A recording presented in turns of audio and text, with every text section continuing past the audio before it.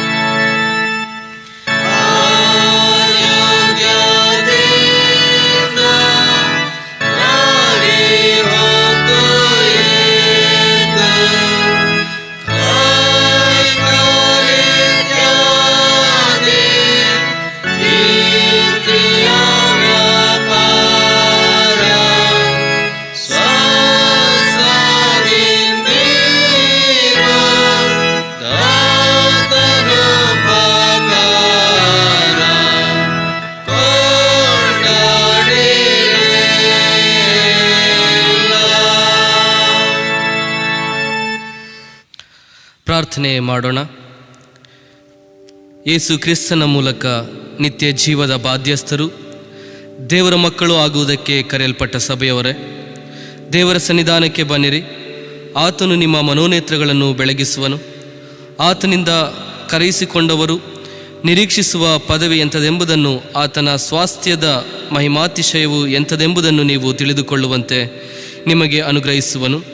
ನೀವು ನಿಮ್ಮ ಜೀವಮಾನವೆಲ್ಲ ನಿರ್ಭೀತರಾಗಿ ನೀತಿ ಪವಿತ್ರತೆಗಳಿಂದ ಆತನನ್ನು ಸೇವಿಸುವಂತೆ ತಂದೆ, ಮಗ, ಪವಿತ್ರಾತ್ಮನೆಂಬ ತ್ರಯೈಕ ದೇವರು ನಿಮಗೆ ಕೃಪೆ ಮಾಡಲಿ. ಆತನಿಂದ, ಆತನ ಮೂಲಕ, ಆತನಿಗಾಗಿ ಸಮಸ್ತವೂ ಉಂಟಾಯಿತಲ್ಲ. ಅದೇ ಸಮಯದಲ್ಲಿ ನಾವು ಪಾಪ ಮಾಡಿರುವವರು ದೇವರ ಪವಿತ್ರ ಸನ್ನಿಧಿಯಲ್ಲಿ ನಿಲ್ಲುವುದಕ್ಕೆ ಅಯೋಗ್ಯರು ಎಂಬುದನ್ನು ನೆನಪು ಮಾಡಿಕೊಂಡು ನಿಜವಾದ ಪಶ್ಚಾತ್ತಾಪದಿಂದ ನಮ್ಮ ಪಾಪಗಳನ್ನು ಮೊಣಕಾಲೂರಿ ಹೀಗೆ ಅರಿಕೆ ಮಾಡೋಣ. ದೇವರೇ, ನಮ್ಮ ಪರಲೋಕದ ತಂದೆಯೇ, ನಾನು ವಿವಿಧ ರೀತಿಯಿಂದ ನಿನಗೆ ವಿರೋಧವಾಗಿ ಮಹಾಪರಾಧ ಮಾಡಿದ್ದೇನೆಂದು ಅರಿಕೆ ಮಾಡುತ್ತೇನೆ. ಬಹಿರಂಗದ ಅತಿಕ್ರಮಣಗಳಿಂದ ಮಾತ್ರವಲ್ಲದೆ ಅಂತರಂಗದ ಇಚ್ಛೆಯ ಆಲೋಚನೆಗಳಿಂದಲೂ ಪಾಪ ಮಾಡಿದ್ದೇನೆ. ಈ ನನ್ನ ಅಪರಾಧಗಳ ದೆಸೆಯಿಂದ ಮನಪೂರ್ವಕವಾಗಿ ಪಶ್ಚಾತ್ತಾಪ ಪಡುತ್ತೇನೆ. ನಿಜವಾಗಿಯೂ ದುಃಖಗೊಂಡಿದ್ದೇನೆ. ಆದುದರಿಂದ ನಿನ್ನ ದೊಡ್ಡ ಒಲುಮೆಗನುಸಾರವಾಗಿ ನನ್ನ ಮೇಲೆ ದಯೆ ಇಡಬೇಕೆಂದು ಭಿನ್ನವಿಸುತ್ತೇನೆ. ನಿನ್ನ ಪ್ರಿಯಕುಮಾರನು ನನ್ನ ಪ್ರಭುವೂ ಆಗಿರುವ ಯೇಸು ಕ್ರಿಸ್ತನ ನಿಮಿತ್ತವಾಗಿ ನನ್ನ ಪಾಪಗಳನ್ನು ಕ್ಷಮಿಸು. ನನ್ನ ಬಲಹೀನತೆಯಲ್ಲಿ ನಿನ್ನ ಸಹಾಯವನ್ನು ದಯದೋರು. ನಿನ್ನ ಪ್ರೀತಿಯ ಅನ್ಯೂನ್ಯತೆಗೆ ನನ್ನನ್ನು ಪುನಃ ಸೇರಿಸಿಕೋ. ನೀನು ಮೆಚ್ಚುವಂಥದ್ದನ್ನೇ ಮಾಡುವುದಕ್ಕೆ ನನ್ನನ್ನು ಬಲಪಡಿಸು. ಪಾಪಗಳಿಗಾಗಿ ನೊಂದುಕೊಂಡು ಯಥಾರ್ಥವಾಗಿ ಪಶ್ಚಾತ್ತಾಪ ಪಡುವವರೇ, ಹೃದಯವನ್ನು ನಡತೆಯನ್ನು ತಿದ್ದಿಕೊಳ್ಳಬೇಕೆಂಬ ಉದ್ದೇಶದಿಂದ ನಮ್ಮ ವಿಮೋಚಕನಾದ ಕ್ರಿಸ್ತನಲ್ಲಿ ನಿಜವಾದ ನಂಬಿಕೆಯನ್ನು ಇಟ್ಟವರೇ, ನೀವೆಲ್ಲರೂ ಪಾಪ ಕ್ಷಮೆಯ ವಿಷಯವಾಗಿ ಪರಿಶುದ್ಧ ಸುವಾರ್ತೆಯಲ್ಲಿರುವ ಆದರಣೀಯ ಸ್ಪಷ್ಟವಾಕ್ಯವನ್ನು ಕೇಳಿರಿ.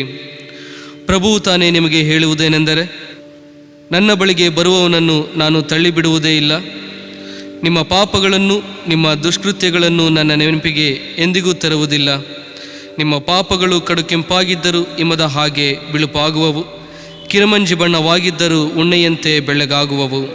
ಇದಲ್ಲದೆ ನಾನು ನಿಮಗೆ ಹೊಸ ಮನಸ್ಸನ್ನು ಕೊಡುವೆನು, ನನ್ನ ಆತ್ಮವನ್ನು ನಿಮ್ಮಲ್ಲಿ ನೆಲೆಸಿರುವಂತೆ ಅನುಗ್ರಹಿಸಿ ನೀವು ನನ್ನ ನಿಯಮಗಳನ್ನು ಅನುಸರಿಸುವ ಹಾಗೆ ಮಾಡುವೆನು. ನೀವು ನನ್ನ ವಿಧಿಗಳನ್ನು ಕೈಕೊಂಡು ಆಚರಿಸುವಿರಿ.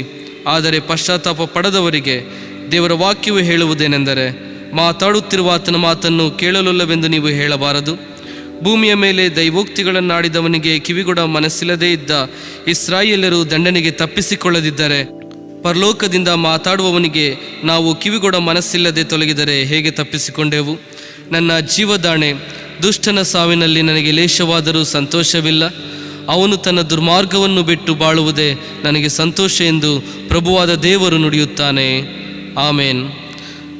ನಾವೆಲ್ಲರೂ ದೇವರಿಗೆ ಕೃತಜ್ಞತಾಸ್ತುತಿಯನ್ನು ಸಲ್ಲಿಸೋಣ. ಸರ್ವಶಕ್ತ ದೇವರೇ, ಕನಿಕರವುಳ್ಳ ತಂದೆಯೇ, ನೀನು ನಮಗೂ ಸಕಲ ಮನುಷ್ಯರಿಗೂ ದಯಪಾಲಿಸಿರುವ ನಿನ್ನ ಸರ್ವೋಪಕಾರಗಳಿಗಾಗಿಯೂ ಕೃಪಾ ವಾತ್ಸಲ್ಯಕ್ಕಾಗಿಯೂ ನಿನ್ನ ಅಯೋಗ್ಯ ಸೇವಕರಾದ ನಾವು ನಿನಗೆ ಅತ್ಯಂತ ವಿನಯದಿಂದ ಹೃದಯಪೂರ್ವಕ ಸ್ತೋತ್ರವನ್ನು ಸಲ್ಲಿಸುತ್ತೇವೆ. ನೀನು ನಮ್ಮನ್ನು ಸೃಷ್ಟಿಸಿ ಕಾಪಾಡುತ್ತಾ ಈ ಜೀವಮಾನಕ್ಕೆ ಬೇಕಾದ ಎಲ್ಲ ಮೇಲುಗಳನ್ನು ಅನುಗ್ರಹಿಸುತ್ತಾ ಬಂದಿರುವುದಕ್ಕಾಗಿ ನಿನಗೆ ಸ್ತೋತ್ರ. ಇದೆಲ್ಲದಕ್ಕಿಂತ ಹೆಚ್ಚಾಗಿ ನಮ್ಮ ಪ್ರಭುವಾದ ಯೇಸು ಕ್ರಿಸ್ತನ ಮೂಲಕ ಲೋಕ ರಕ್ಷಣೆಯನ್ನು ಉಂಟು ಮಾಡಿದ ನಿನ್ನ ಅಪರಿಮಿತ ಪ್ರೀತಿಗಾಗಿ ನಿನಗೆ ಸ್ತೋತ್ರ. ನಿನ್ನ ಪವಿತ್ರ ವಾಕ್ಯಕ್ಕಾಗಿಯೂ ಪರಿಶುದ್ಧ ಸಂಸ್ಕಾರಗಳಿಗಾಗಿಯೂ ನಮ್ಮ ಪ್ರಭುವಾದ ಯೇಸು ಕ್ರಿಸ್ತನ ಮೂಲಕ ನೀನು ನಮ್ಮಲ್ಲಿ ಹುಟ್ಟಿಸಿರುವ ನಿತ್ಯ ಜೀವದ ನಿರೀಕ್ಷೆಗಾಗಿಯೂ ನಿನಗೆ ಸ್ತೋತ್ರ. ಪ್ರಾರ್ಥನೆ ಮಾಡೋಣ. ನಮ್ಮ ಪರಲೋಕದ ತಂದೆಯೇ, ನಾವು ನಮ್ಮನ್ನು ನಿನ್ನ ಸೇವೆಗೆ ಒಪ್ಪಿಸಿಕೊಟ್ಟು ಜೀವಿಸಿರುವ ಮಟ್ಟಿಗೆ ನಿನ್ನ ಮುಂದೆ ಪರಿಶುದ್ಧರಾಗಿಯೂ ನೀತಿವಂತರಾಗಿಯೂ ಇದ್ದುಕೊಂಡು ನುಡಿಯಿಂದ ಮಾತ್ರವಲ್ಲದೆ ನಡೆಯಿಂದಲೂ ನಮ್ಮ ಯಥಾರ್ಥವಾದ ಕೃತಜ್ಞತೆಯನ್ನು ತೋರಿಸುವ ಹಾಗೆ ನೀನು ನಿನ್ನ ಉಪಕಾರಗಳನ್ನೆಲ್ಲ ಸರಿಯಾಗಿ ನಮ್ಮ ತಿಳುವಳಿಕೆಗೆ ತರಬೇಕೆಂದು ನಮ್ಮ ಪ್ರಭುವಾದ ಯೇಸು ಕ್ರಿಸ್ತನ ಮೂಲಕವಾಗಿ ನಿನ್ನನ್ನು ಬೇಡಿಕೊಳ್ಳುತ್ತೇವೆ. ಆತನಿಗೂ ನಿನಗೂ ಪವಿತ್ರಾತ್ಮನಿಗೂ ಯುಗ ಯುಗಾಂತರಗಳಲ್ಲಿ ಮಾನ ಮಹಿಮೆಗಳು ಉಂಟಾಗಲಿ. ಆಮೇನ್. ಈ ಪರಿಶುದ್ಧ ದಿನಕ್ಕೆ ನೇಮಕವಾದ ವೇದ ಪಾರಾಯಣವು ಸಭಾ ಹಿರಿಯರಿಂದ ಓದಲ್ಪಡುವುದು.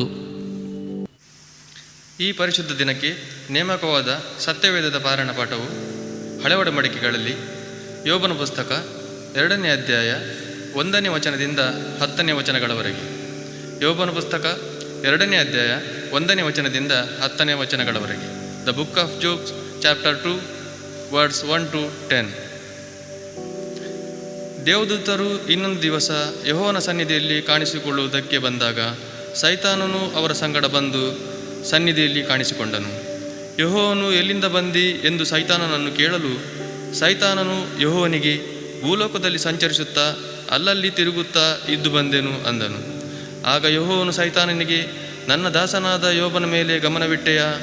ಅವನಿಗೆ ಸಮಾನನು ಭೂಲೋಕದಲ್ಲಿ ಎಲ್ಲಿಯೂ ಸಿಕ್ಕುವುದಿಲ್ಲ. ಅವನು ದೇವರಲ್ಲಿ ಭಯಭಕ್ತಿ ಉಳ್ಳವನಾಗಿ ಕೆಟ್ಟದ್ದನ್ನು ನಿರಾಕರಿಸುತ್ತಾ ನಿರ್ದೋಷಿಯೂ ಯಥಾರ್ಥ ಚಿತ್ತನೂ ಆಗಿದ್ದಾನೆ. ಅವನನ್ನು ಕಾರಣವಿಲ್ಲದೆ ನಾಶನ ಮಾಡುವುದಕ್ಕೆ ನೀನು ನನ್ನನ್ನು ಪ್ರೇರೇಪಿಸಿದರೂ ಅವನು ತನ್ನ ಯಥಾರ್ಥತ್ವವನ್ನು ಬಿಡದೆ ಇದ್ದಾನೆ ಅಂದನು. ಯೆಹೋವನ ಆ ಮಾತಿಗೆ ಸೈತಾನನು, ಚರ್ಮಕ್ಕೆ ಚರ್ಮ ಎಂಬಂತೆ ಒಬ್ಬ ಮನುಷ್ಯನು ಪ್ರಾಣವನ್ನು ಉಳಿಸಿಕೊಳ್ಳುವುದಕ್ಕೋಸ್ಕರ ತನ್ನ ಸರ್ವಸ್ವವನ್ನು ಕೊಡುವನು. ಆದರೆ ನಿನ್ನ ಕೈಚಾಚಿ ಅವನ ಅಸ್ಥಿ ಮಾಂಸಗಳನ್ನು ಒಡೆ, ಅವನು ನಿನ್ನ ಮುಖದೆದುರಿಗೆ ನಿನ್ನನ್ನು ದೂಷಿಸುವನು ಅಂದನು. ಯೆಹೋವನು ಸೈತಾನನಿಗೆ, ಅವನು ನಿನ್ನ ಕೈಯಲ್ಲಿದ್ದಾನೆ, ನೋಡು, ಅವನ ಪ್ರಾಣವನ್ನಾದರೂ ಉಳಿಸಲೇಬೇಕು ಎಂದು ಅಪ್ಪಣೆ ಕೊಟ್ಟನು. ಆಗ ಸೈತಾನನು ಯೆಹೋವನ ಸನ್ನಿಧಾನದಿಂದ ಹೊರಟು ಯೋಬನ ಅಂಗಾಲು ಮೊದಲುಗೊಂಡು ನಡುನೆತ್ತಿಯವರೆಗೂ ಕೆಟ್ಟ ಕುರುಗಳನ್ನು ಹುಟ್ಟಿಸಿ ಅವನನ್ನು ಬಾಧಿಸಿದನು. ಯೋಬನು ಒಂದು ಬೋಕಿಯನ್ನು ತೆಗೆದುಕೊಂಡು ತನ್ನ ಮೈಯನ್ನು ಕೆರೆದುಕೊಳ್ಳುತ್ತಾ ಬೂದಿಯಲ್ಲಿ ಕೂತುಕೊಂಡಿದ್ದನು. ಹೀಗಿರುವಲ್ಲಿ ಅವನ ಹೆಂಡತಿ ಅವನಿಗೆ, ನಿನ್ನ ಯಥಾರ್ಥತ್ವವನ್ನು ಇನ್ನೂ ಬಿಡಲಿಲ್ಲವೋ? ದೇವರನ್ನು ದೂಷಿಸಿ ಸಾಯಿ ಎಂದು ಹೇಳಿದಳು. ಆಗ ಯೋಬನು ಆಕೆಗೆ, ಮೂರ್ಖಳು ಮಾತಾಡಿದಂತೆ ನೀನು ಮಾತಾಡುತ್ತೀ. ದೇವರ ಹಸ್ತದಿಂದ ನಾವು ಒಳ್ಳೆಯದನ್ನು ಹೊಂದುತ್ತೇವಷ್ಟೇ, ಕೆಟ್ಟದ್ದನ್ನು ಹೊಂದಬಾರದು ಎಂದು ಹೇಳಿದನು. ಈ ಸಂದರ್ಭದಲ್ಲಿಯೂ ಪಾಪದ ಮಾತೊಂದು ಅವನ ತುಟಿಗಳಿಂದ ಹೊರಡಲಿಲ್ಲ. ಕರ್ತನನ್ನು ಕೊಂಡಾಡುವಂತೆ ಕನ್ನಡ ಗೀತಗಳಲ್ಲಿ 329. ಕನ್ನಡ ಗೀತ 329. ಹೊತ್ತಾರೆ ಕರ್ತ ನಿನಗೆ ನಾನಡ್ಡ ಬೀಳುವೆನು, ಹೊತ್ತಾರೆ ಕರ್ತ ನಿನ್ನ ಪೀಠಕ್ಕೆ ವಿಜ್ಞಾಪನೆ ಇಡುವುದು. ಕನ್ನಡ ಗೀತ 329ರಲ್ಲಿ ಮೊದಲಿನ 3 ಚರಣಗಳನ್ನು ರಾಗ ಮಾಡುವ.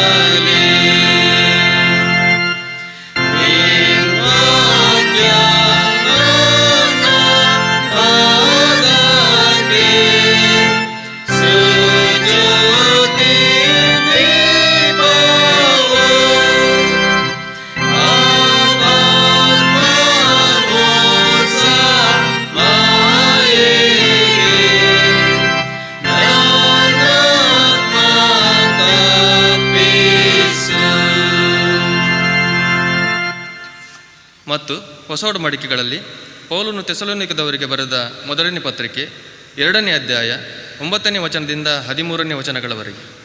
ಪೌಲನು ಥೆಸಲೋನಿಕದವರಿಗೆ ಬರೆದ ಮೊದಲನೇ ಪತ್ರಿಕೆ 2ನೇ ಅಧ್ಯಾಯ 9ನೇ ವಚನದಿಂದ 13ನೇ ವಚನಗಳವರೆಗೆ. The first Thessalonians chapter 2 verse 9 to 13. ಸಹೋದರರೇ, ನಾವು ನಿಮ್ಮಲ್ಲಿ ಯಾರ ಮೇಲೆಯೂ ಭಾರ ಹಾಕಬಾರದೆಂದು ಹಗಲಿರುಳು ದುಡಿದು ಜೀವನ ಮಾಡಿಕೊಳ್ಳುತ್ತಾ ದೇವರ ಸುವಾರ್ತೆಯನ್ನು ನಿಮಗೆ ಸಾರಿದೆವು. ಆ ನಮ್ಮ ಕಷ್ಟವೂ ಪ್ರಯಾಸವೂ ನಿಮ್ಮ ನೆನಪಿನಲ್ಲಿರುವುದಷ್ಟೇ.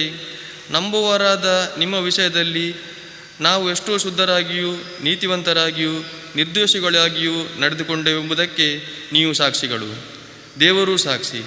ತಂದೆಯು ತನ್ನ ಮಕ್ಕಳಿಗೆ ಹೇಗೋ ಹಾಗೆಯೇ ನಾವು ನಿಮ್ಮಲ್ಲಿ ಪ್ರತಿಯೊಬ್ಬನಿಗೆ ಬುದ್ಧಿ ಹೇಳುತ್ತಾ ಧೈರ್ಯಪಡಿಸುತ್ತಾ ತನ್ನ ರಾಜ್ಯ ಪ್ರಭಾವಗಳಲ್ಲಿ ಪಾಲುಗಾರರಾಗುವುದಕ್ಕೆ ಕರೆಯುವ ದೇವರಿಗೆ ಯೋಗ್ಯರಾಗಿ ನೀವು ನಡೆಯಬೇಕೆಂದು ಖಂಡಿತವಾಗಿ ಹೇಳುತ್ತಾ ಇದ್ದೇವೆಂಬುದು ನಿಮಗೆ ತಿಳಿದದೆ. ಕ್ರೈಸ್ತ ಸಭೆಯವರಿಗೆ ಉಂಟಾದ ಹಿಂಸೆಯನ್ನು ಯಹೂದ್ಯರ ವಿರೋಧವನ್ನು ಕುರಿತದ್ದು.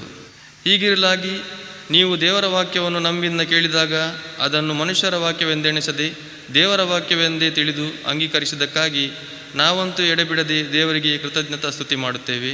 ಅದು ನಿಜವಾಗಿ ದೇವರ ವಾಕ್ಯವೇ. ಅದು ನಂಬುವವರಾದ ನಿಮ್ಮೊಳಗೆ ಬಲವಾಗಿ ಕೆಲಸ ನಡೆಸುತ್ತದೆ. ಇಲ್ಲಿಗೆ ಇಂದಿಗೆ ನೇಮಕವಾದ ಸತ್ಯವೇದ ಪಾರಾಯಣ ಪಾಠವು ಓದಿ ಮುಕ್ತಾಯವಾಯಿತು. ಕನಿಕರವುಳ್ಳ ತಂದೆಯಾದ ದೇವರು ತನ್ನ ವಾಕ್ಯದಲ್ಲಿ ತನ್ನ ಪರಿಪೂರ್ಣ ಪ್ರೀತಿಯನ್ನು ನಮಗೆ ಪ್ರಕಟ ಮಾಡಿಕೊಟ್ಟು ಕ್ರಿಸ್ತ ಯೇಸುವಿನ ಮೂಲಕ ತೋರಿ ಬಂದ ತನ್ನ ಕೃಪಾತಿಶಯದಲ್ಲಿ ಪಾಲುಗಾರರಾಗುವುದಕ್ಕೆ ನಮ್ಮನ್ನು ಕರೆದಿದ್ದಾನೆ. ಆದುದರಿಂದ ಆತನಲ್ಲಿಟ್ಟಿರುವ ನಿಮ್ಮ ವಿಶ್ವಾಸವನ್ನು ನನ್ನ ಕೂಡ ಅರಿಕೆ ಮಾಡಿರಿ ಎಂಬುದಾಗಿ ನಿಮ್ಮನ್ನು ಪ್ರಬೋಧಿಸುತ್ತೇನೆ. ನಾವೆಲ್ಲರೂ ಅಪೋಸ್ತೋಲಿಕ ವಿಶ್ವಾಸ ಪ್ರಮಾಣವನ್ನು ಒಟ್ಟಾಗಿ ಅರಿಕೆ ಮಾಡೋಣ. ಪರಲೋಕ ಭೂಲೋಕಗಳನ್ನು ಸೃಷ್ಟಿಸಿದ ಸರ್ವಶಕ್ತನಾಗಿರುವ ತಂದೆಯಾದ ದೇವರನ್ನು ನಂಬುತ್ತೇನೆ. ಆತನ ಏಕ ಕುಮಾರನಾದ ನಮ್ಮ ಪ್ರಭುವಾದ ಯೇಸು ಕ್ರಿಸ್ತನನ್ನು ನಂಬುತ್ತೇನೆ. ಈತನು ಪರಿಶುದ್ಧಾತ್ಮನಿಂದ ಕನ್ಯಾಮರಿಯಳ ಗರ್ಭದಲ್ಲಿ ಧರಿಸಲ್ಪಟ್ಟು ಆಕೆಯಲ್ಲಿ ಹುಟ್ಟಿ ಪೊಂತಿ ಪಿಲಾತನ ಆಧಿಪತ್ಯದಲ್ಲಿ ಶ್ರಮೆ ಹೊಂದಿ ಶಿಲುಬೆಗೆ ಜಡಿಯಲ್ಪಟ್ಟು ಸತ್ತು ಹೂಣಲ್ಪಟ್ಟು ಪಾತಾಳಕ್ಕೆ ಇಳಿದು ಹೋಗಿ 3ನೆಯ ದಿನದಲ್ಲಿ ಸತ್ತವರೊಳಗಿಂದ ಎದ್ದು ಬಂದನು. ಪರಲೋಕಕ್ಕೆ ಏರಿ ಹೋಗಿ ಅಲ್ಲಿ ಸರ್ವಶಕ್ತನಾಗಿರುವ ತಂದೆಯಾದ ದೇವರ ಬಲಪಾರ್ಶ್ವದಲ್ಲಿ ಕುಳಿತುಕೊಂಡಿರುತ್ತಾನೆ. ಅಲ್ಲಿಂದ ತಿರುಗಿ ಬಂದು ಬದುಕಿರುವವರಿಗೂ ಸತ್ತವರಿಗೂ ನ್ಯಾಯ ತೀರಿಸುವನು ಎಂಬುದನ್ನು ನಂಬುತ್ತೇನೆ. ಪರಿಶುದ್ಧಾತ್ಮನನ್ನು ನಂಬುತ್ತೇನೆ. ಒಂದೇ ಪರಿಶುದ್ಧ ಕ್ರೈಸ್ತ ಸಭೆಯು, ಭಕ್ತರ ಅನ್ಯೋನ್ಯತೆಯು, ಪಾಪದ ಪರಿಹಾರವು, ದೇಹದ ಪುನರುತ್ಥಾನವು, ನಿತ್ಯ ಜೀವವು ಉಂಟು ಎಂಬುದನ್ನು ನಂಬುತ್ತೇನೆ. ಆಮೇನ್. ಸಭೆಯವರಿಗೆ ತಿಳಿಸುವ ಪ್ರಕಟಣೆಗಳು. ಕೋವಿಡ್-19 ನಿಮಿತ್ತವಾಗಿ ಭಾನುವಾರ ಆರಾಧನೆಗಾಗಿ ಸಭೆಗಳು ತೆರೆಯಲ್ಪಡುವುದಿಲ್ಲ. ಹೀಗಾಗಿ ಸಭಿಕರಾದಂಥ ತಾವೆಲ್ಲರೂ ಈ ಆನ್ಲೈನ್ನ ಮೂಲಕ ಆರಾಧನೆಯಲ್ಲಿ ಪಾಲು ತೆಗೆದುಕೊಂಡವರಾಗಿ ದೇವರ ಆಶೀರ್ವಾದವನ್ನು ಹೊಂದಿಕೊಳ್ಳುವಂತೆ ನಿಮ್ಮನ್ನು ವಿನಂತಿಸಿಕೊಳ್ಳುವಂಥವರಾಗಿದ್ದೇವೆ. ಅದೇ ಸಮಯದಲ್ಲಿ ನಮ್ಮ ದೇಶದಲ್ಲಿ ಕೋವಿಡ್ನಿಂದ ಸೋಂಕಿತರ ಸಂಖ್ಯೆ ಹೆಚ್ಚಾಗುತ್ತಲಿರುವುದರಿಂದ ನಮ್ಮ ದೇಶದ ಸ್ವಸ್ಥತೆಗಾಗಿ ಪ್ರಾರ್ಥನೆ ಮಾಡುವಂತೆಯೂ, ಅದೇ ಸಮಯದಲ್ಲಿ ವೈದ್ಯಕೀಯ ಸೇವೆಯನ್ನು ಮಾಡುತ್ತಲಿರುವಂಥ ಹಾಗೂ ಕೊರೋನಾ ವಾರಿಯರ್ಸ್ಗಳಿಗಾಗಿಯೂ ಕೂಡ ತಾವೆಲ್ಲರೂ ಪ್ರಾರ್ಥಿಸುವಂತೆ ಈ ಮೂಲಕ ತಮ್ಮಲ್ಲಿ ವಿನಂತಿ ಮಾಡಿಕೊಳ್ಳುವಂಥವರಾಗಿದ್ದೇವೆ. ನಾವು ಕರ್ತನಿಗೆ ಸಲ್ಲಿಸುವಂಥ ಕಾಣಿಕೆಯನ್ನು ಪ್ರತ್ಯೇಕಿಸಿ ಇಡುವಂತೆ ನಾವು ತುಳು ಸಂಗೀತದಲ್ಲಿ 27ನೆಯ ಸಂಗೀತವನ್ನು ನಾವು ಹಾಡಿಕೊಳ್ಳೋಣ. ತುಳು ಸಂಗೀತದಲ್ಲಿ 27ನೆಯ ಸಂಗೀತ. ಪ್ರಾಣ ನಿನ್ನ ದೇವೇರೇಗ ಸ್ತುತಿ ಸ್ತೋತ್ರ ಮಳ್ಪುಲ ಆಯ ಉಪಕಾರೋಳೆಗ ಯೋಗ್ಯದ ಯಾದುಳ್ಳನ.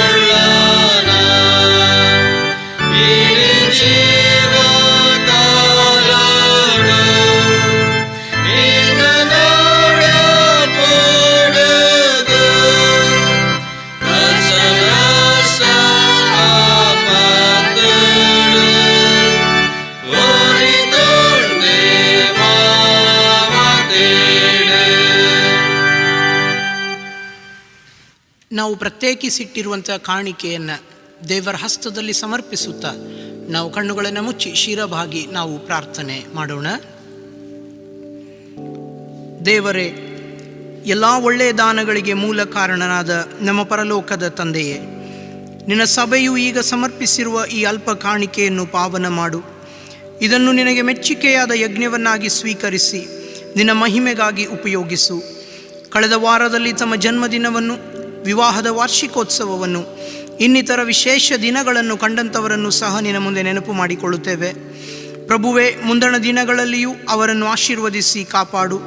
ನಿನ್ನ ದಯಾಜ್ಯೋತಿಯಿಂದ ಅವರನ್ನು ನಡೆಸಿ ನಿನ್ನ ಮಹಿಮೆಯುಳ್ಳ ರಾಜ್ಯಕ್ಕೆ ಸಿದ್ಧಪಡಿಸು. ತಂದೆಯೇ, ದಯವಿಟ್ಟು ನಮ್ಮ ಪ್ರಾರ್ಥನೆಯನ್ನು ಲಾಲಿಸಬೇಕೆಂದು ನಮ್ಮ ಪ್ರಭುವಾದ ಯೇಸು ಕ್ರಿಸ್ತನ ನಾಮದಲ್ಲಿ ನಿನ್ನನ್ನು ಬೇಡಿಕೊಳ್ಳುತ್ತೇವೆ. ಆಮೇನ್. ಒಬ್ಬರಿಗೋಸ್ಕರ ಒಬ್ಬರು ಪ್ರಾರ್ಥನೆ ಮಾಡಬೇಕೆಂದು ನಮ್ಮ ಪ್ರಭುವು ಆಜ್ಞಾಪಿಸಿರುವುದರಿಂದ ನಾವು ಹಾಗೆ ಪ್ರಾರ್ಥಿಸೋಣ. ಸಾರ್ವತ್ರಿಕ ಸಭೆಗಾಗಿ ಪ್ರಾರ್ಥಿಸೋಣ. ಸರ್ವಶಕ್ತನೇ, ಕನಿಕರವುಳ್ಳ ದೇವರೇ, ನಮ್ಮ ಪ್ರಭುವಾದ ಯೇಸು ಕ್ರಿಸ್ತನ ತಂದೆಯೇ, ನಿನ್ನ ಪ್ರಿಯ ಕುಮಾರನ ನಿಮಿತ್ತವಾಗಿ ನಿನ್ನ ಸಭೆಯನ್ನು ದಯೆಯಿಂದ ನೋಡಬೇಕೆಂದು ಭಿನ್ನವಿಸುತ್ತೇವೆ.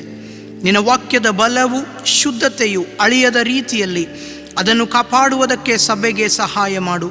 ಅದರ ಸಾಕ್ಷಿಯು ನಿನ್ನ ಆತ್ಮನ ಸಹಾಯದಿಂದ ಫಲದಾಯಕವಾಗಲಿ. ಕ್ರೈಸ್ತೇತರರಲ್ಲಿ ವಿಶ್ವಾಸವನ್ನು, ಪಶ್ಚಾತ್ತಾಪವನ್ನು ಹುಟ್ಟಿಸು. ಚದರಿದ ಕುರಿಗಳಂತಿರುವ ಇಸ್ರಾಯೇಲರನ್ನು ಕೂಡಿಸು. ಮುಖ್ಯವಾಗಿ ಕಷ್ಟವನ್ನು, ಹಿಂಸೆಯನ್ನು ಅನುಭವಿಸುತ್ತಿರುವ ಸಭೆಗಳನ್ನು ನಿನ್ನ ಮುಂದೆ ನೆನಪು ಮಾಡಿಕೊಳ್ಳುತ್ತೇವೆ. ಅವುಗಳಿಗೆ ಜ್ಞಾನ ತ್ರಾಣಗಳನ್ನು, ಲೋಕಜಯಕ್ಕೆ ಸಾಧನವಾದ ನಂಬಿಕೆಯನ್ನು ಅನುಗ್ರಹಿಸು. ಪ್ರಭುವೇ, ನಮ್ಮ ಬಿನ್ನಹವನ್ನು ಕೇಳು. ನಮ್ಮ ಸ್ವಂತ ಸಭೆಗಾಗಿ ಪ್ರಾರ್ಥಿಸೋಣ. ಪ್ರಭುವೇ, ನಮ್ಮ ಬಾಸಲ್ ಮಿಷನನ್ನು ಸಭೆಗಳನ್ನು ಆಶೀರ್ವದಿಸು. ನಮ್ಮ ಇಡೀ ಸಂಯುಕ್ತ ಸಭೆಯನ್ನು, ಅದರ ಅಂಗಗಳಾದ ಎಲ್ಲ ಸಭೆಗಳನ್ನು ಆಶೀರ್ವದಿಸು. ಹಿರೇಕೂಟಗಳನ್ನು, ಚರ್ಚ್ ಕೌನ್ಸಿಲ್ಗಳನ್ನು, ಡಿಸ್ಟ್ರಿಕ್ಟ್ ಚರ್ಚ್ ಬೋರ್ಡನ್ನು, ನಮ್ಮ ಎಲ್ಲ ಬೋಧಕರನ್ನು, ನಿನ್ನ ಸೇವೆಯಲ್ಲಿರುವ ಎಲ್ಲ ಸೇವಕರನ್ನು ಆಶೀರ್ವದಿಸಬೇಕೆಂದು ಬಿನ್ನವಿಸುತ್ತೇವೆ. ಪ್ರಭುವೇ, ನಮ್ಮ ಬಿನ್ನಹವನ್ನು ಕೇಳು. ಕುಟುಂಬಗಳಿಗಾಗಿ ಪ್ರಾರ್ಥಿಸೋಣ. ಪ್ರಭುವೇ, ಮನೆಗಳಲ್ಲಿಯೂ ಕುಟುಂಬಗಳಲ್ಲಿಯೂ ಸಮಾಧಾನವನ್ನು, ಒಕ್ಕಟ್ಟನ್ನು ಉಂಟು ಮಾಡು. ಮಕ್ಕಳ ಪೋಷಣೆಯಲ್ಲಿಯೂ ವಿದ್ಯಾರ್ಥಿಗಳ ಶಿಕ್ಷಣದಲ್ಲಿಯೂ ತೊಡಗಿರುವವರ ಪ್ರಯತ್ನಗಳನ್ನು ಆಶೀರ್ವದಿಸು. ನಿನ್ನ ಪವಿತ್ರಾತ್ಮನ ಮೂಲಕ ನಮ್ಮ ಮಕ್ಕಳ ಹೃದಯಗಳನ್ನು ಸತ್ಯದ ದಾರಿಯಲ್ಲಿ ನಡೆಸು. ಅನಾಥರನ್ನು, ವಿಧವೆಯರನ್ನು, ಎಲ್ಲ ದಿಕ್ಕಿಲ್ಲದವರನ್ನು, ಹಿಂಸೆ ಪಡುವವರನ್ನು ಸಾಕಿ ಸಲುಹು. ರೋಗಿಗಳು, ವೃದ್ಧರು, ಮರಣೋನ್ಮುಖರು ಇಂಥವರೆಲ್ಲರ ಹತ್ತಿರ ಇರು ಎಂದು ಬಿನ್ನವಿಸುತ್ತೇವೆ. ಪ್ರಭುವೇ, ನಮ್ಮ ಬಿನ್ನಹವನ್ನು ಕೇಳು. ದೇಶಕ್ಕೋಸ್ಕರ ಪ್ರಾರ್ಥನೆ ಮಾಡೋಣ. ಅತ್ಯಂತ ಕೃಪೆಯುಳ್ಳ ದೇವರೇ, ಒಡೆಯರ ಒಡೆಯನೇ, ನಮ್ಮ ಮೇಲೆ ದೊರೆತನ ನಡೆಸುವ ಅಧಿಕಾರಿಗಳನ್ನು ನಿನ್ನ ಪರಾಂಬರಿಕೆ ಕರುಣೆಗಳಿಗೆ ಒಪ್ಪಿಸಿಕೊಡುತ್ತೇವೆ. ನಮ್ಮ ರಾಷ್ಟ್ರಪತಿಯನ್ನು ಕಾಪಾಡಿ ನಡೆಸು. ಅಧಿಕಾರದಲ್ಲಿರುವವರೆಲ್ಲರಿಗೆ ಜ್ಞಾನ ವಿವೇಕಗಳನ್ನು ದಯಪಾಲಿಸಿ ಅವರು ಪಕ್ಷಪಾತವಿಲ್ಲದೆ ನೀತಿ ನ್ಯಾಯದಿಂದ ನಮ್ಮನ್ನು ಆಳುವಂತೆ ಅನುಗ್ರಹಿಸು. ನಮ್ಮ ಈ ಭರತ ಖಂಡವನ್ನು, ಇದರ ಎಲ್ಲ ನಿವಾಸಿಗಳನ್ನು ಆಶೀರ್ವದಿಸು. ವಿಶೇಷವಾಗಿ ಈ ಕೊರೋನಾ ವ್ಯಾಧಿಯ ದಿನಗಳಲ್ಲಿ ಹಾದು ಹೋಗುತ್ತಲಿರುವಂಥ ನಮ್ಮ ದೇಶದ ಮೇಲೆ ನೀನು ನಿನ್ನ ದಯೆ, ನಿನ್ನ ಕರುಣೆಯನ್ನು ಇರಿಸಿ ನಮ್ಮ ದೇಶವನ್ನು ಸ್ವಸ್ಥಪಡಿಸು ಎಂಬುದಾಗಿ ಪ್ರಾರ್ಥಿಸುವಂಥವರಾಗಿದ್ದೇವೆ. ವೈದ್ಯಕೀಯ ರಂಗದಲ್ಲಿ ಸೇವೆ ಮಾಡುವಂಥವರೆಲ್ಲರನ್ನು ನಿಮ್ಮ ಕರಗಳಲ್ಲಿ ಒಪ್ಪಿಸಿಕೊಡುತ್ತೇವೆ. ಈ ದಿನಗಳಲ್ಲಿ ಬೇಕಾಗಿರುವಂಥ ಸಂರಕ್ಷಣೆ, ಆರೋಗ್ಯ, ಬಲ, ಸೇವಾ ಮನೋಭಾವನೆ ಇದೆಲ್ಲವನ್ನು ಅನುಗ್ರಹಿಸಿಕೊಟ್ಟು ನೀನು ನಡೆಸು ಎಂಬುದಾಗಿ ಬಿನ್ನವಿಸುತ್ತೇವೆ. ಪ್ರಭುವೇ, ನಮ್ಮ ಬಿನ್ನಹವನ್ನು ಕೇಳು. ನಮ್ಮ ಉಪಜೀವನಕ್ಕಾಗಿ ಪ್ರಾರ್ಥಿಸೋಣ. ಪ್ರಭುವೇ, ನಮ್ಮೆಲ್ಲರಿಗೂ ಅನುದಿನದ ರೊಟ್ಟಿಯನ್ನು ದಯಪಾಲಿಸು. ನಮ್ಮ ಕಾಯ ಕಷ್ಟಗಳು, ಉದ್ಯೋಗಗಳು ಏಳಿಗೆಯಾಗುವಂತೆ ಮಾಡು. ಆಕಾಶದಿಂದ ಮಳೆಯನ್ನು, ಫಲಕಾರಿಗಳಾದ ಋತುಗಳನ್ನು ಕಳುಹಿಸು. ಈ ಕೋವಿಡ್ ವ್ಯಾಧಿಯ ನಿಮಿತ್ತವಾಗಿ ಉದ್ಯೋಗವನ್ನು ಕಳೆದುಕೊಂಡಂಥ ಅಥವಾ ಕಳೆದುಕೊಳ್ಳುವ ಭಯದಲ್ಲಿರುವಂಥ ಕುಟುಂಬಗಳನ್ನು ನಿನ್ನ ಮುಂದೆ ನೆನಪು ಮಾಡಿಕೊಳ್ಳುತ್ತೇವೆ. ನೀನೇ ಅವರಿಗೆ ಆಶ್ರಯವಾಗಿದ್ದು ಅವರನ್ನು ಬಲಪಡಿಸಿ, ಅವರ ಕೊರತೆಗಳನ್ನು ನೀಗಿಸಿ ನಿನ್ನ ಪರಾಂಬರಿಕೆಯ ಹಸ್ತದಲ್ಲಿ ಅವರನ್ನು ನಡೆಸು ಎಂಬುದಾಗಿ ಬಿನ್ನವಿಸುತ್ತೇವೆ. ಪ್ರಭುವೇ, ನಮ್ಮ ಬಿನ್ನಹವನ್ನು ಕೇಳು. ಮರಣದ ಗಳಿಗೆಯನ್ನು ನೆನಪು ಮಾಡಿಕೊಳ್ಳೋಣ. ಪ್ರಭುವೇ, ನಾವು ನಮ್ಮ ಕಡೇ ಗಳಿಗೆಯನ್ನು ಸೇರಿ ಮರಣ ಸಂಕಟ ಪಡುತ್ತಿರುವಾಗ ವಿಶ್ವಾಸದಿಂದ ನಿತ್ಯ ವಿಶ್ರಾಂತಿಯಲ್ಲಿ ಸೇರುವ ಹಾಗೆಯೂ ನಮ್ಮ ಆತ್ಮಗಳು ಸಮಾಧಾನದಿಂದ ಇಹಲೋಕವನ್ನು ಬಿಡುವ ಹಾಗೆಯೂ ನಿನ್ನ ಸರ್ವಶಕ್ತ ಕೃಪೆಯಿಂದ ನಮಗೆ ಸಹಾಯ ಮಾಡಬೇಕೆಂದು ಬೇಡಿಕೊಳ್ಳುತ್ತೇವೆ. ನಾವು ನಿನ್ನ ಪವಿತ್ರ ಮುಖವನ್ನು ಆನಂದದಿಂದ ನೋಡಿ ನಿನ್ನ ಸಮಸ್ತ ದೂತರೊಡನೆಯೂ ನೀನು ಆದುಕೊಂಡ ಮಕ್ಕಳೊಡನೆಯೂ ನಿನ್ನನ್ನು ನಿತ್ಯ ನಿರಂತರ ಸ್ತುತಿಸುತ್ತಾ ಘನಪಡಿಸುತ್ತಾ ಇರುವಂತೆ ನಮ್ಮನ್ನು ಆ ಮಹಾದಿನದಲ್ಲಿ ಮಹಿಮೆಯ ರಾಜ್ಯದೊಳಗೆ ಸೇರಿಸಿಕೊಳ್ಳಬೇಕೆಂದು ಬಿನ್ನವಿಸುತ್ತೇವೆ. ಪ್ರಭುವೇ, ನಮ್ಮ ಬಿನ್ನಹವನ್ನು ಕೇಳು. ಆಮೇನ್. ನಾವು ದೇವರ ವಾಕ್ಯದ ಸಂದೇಶವನ್ನು ಕೇಳಿಸಿಕೊಳ್ಳುವಂತೆ ನಮ್ಮ ಹೃದಯಗಳನ್ನು ಸಿದ್ಧಪಡಿಸಿಕೊಳ್ಳುವ ಹಾಗೆ ಕನ್ನಡ ಸಂಗೀತದಲ್ಲಿ 226ನೇ ಸಂಗೀತವನ್ನು ಹಾಡಿಕೊಳ್ಳೋಣ. ಕನ್ನಡ ಸಂಗೀತ 226. ಸುನೀತಿ ಸೂರ್ಯನಾದ ಸಜ್ಜೀವ ಬೆಳಕೆ, ಕಟಾಕ್ಷಪೂರ್ತಿಯಾದ ಕ್ರಿಸ್ತೇಸು ಕರ್ತನೆ, ಕೊಡೆಯ ಜೀವವನ್ನು ಸುಜ್ಞಾನ ಬೆಳಕನ್ನು ಕೆಟ್ಟೋದ ಪಾಪಿಗೆ. 226ನೇ ಕನ್ನಡ ಸಂಗೀತದ ಮೊದಲಿನ ಹಾಗೂ 4ನೇ ಚರಣವನ್ನು ನಾವು ಒಟ್ಟಾಗಿ ಹಾಡಿದ ನಂತರ ನಮ್ಮ ಮಧ್ಯದಲ್ಲಿರುವಂಥ ರೆವರೆಂಡ್ ಸಂತೋಷ್ ಅಯ್ಯನವರು ಮುಂದೆ ಬಂದು ದೇವರ ವಾಕ್ಯದ ಸಂದೇಶವನ್ನು ನಮಗೆ ನೀಡಲಿದ್ದಾರೆ.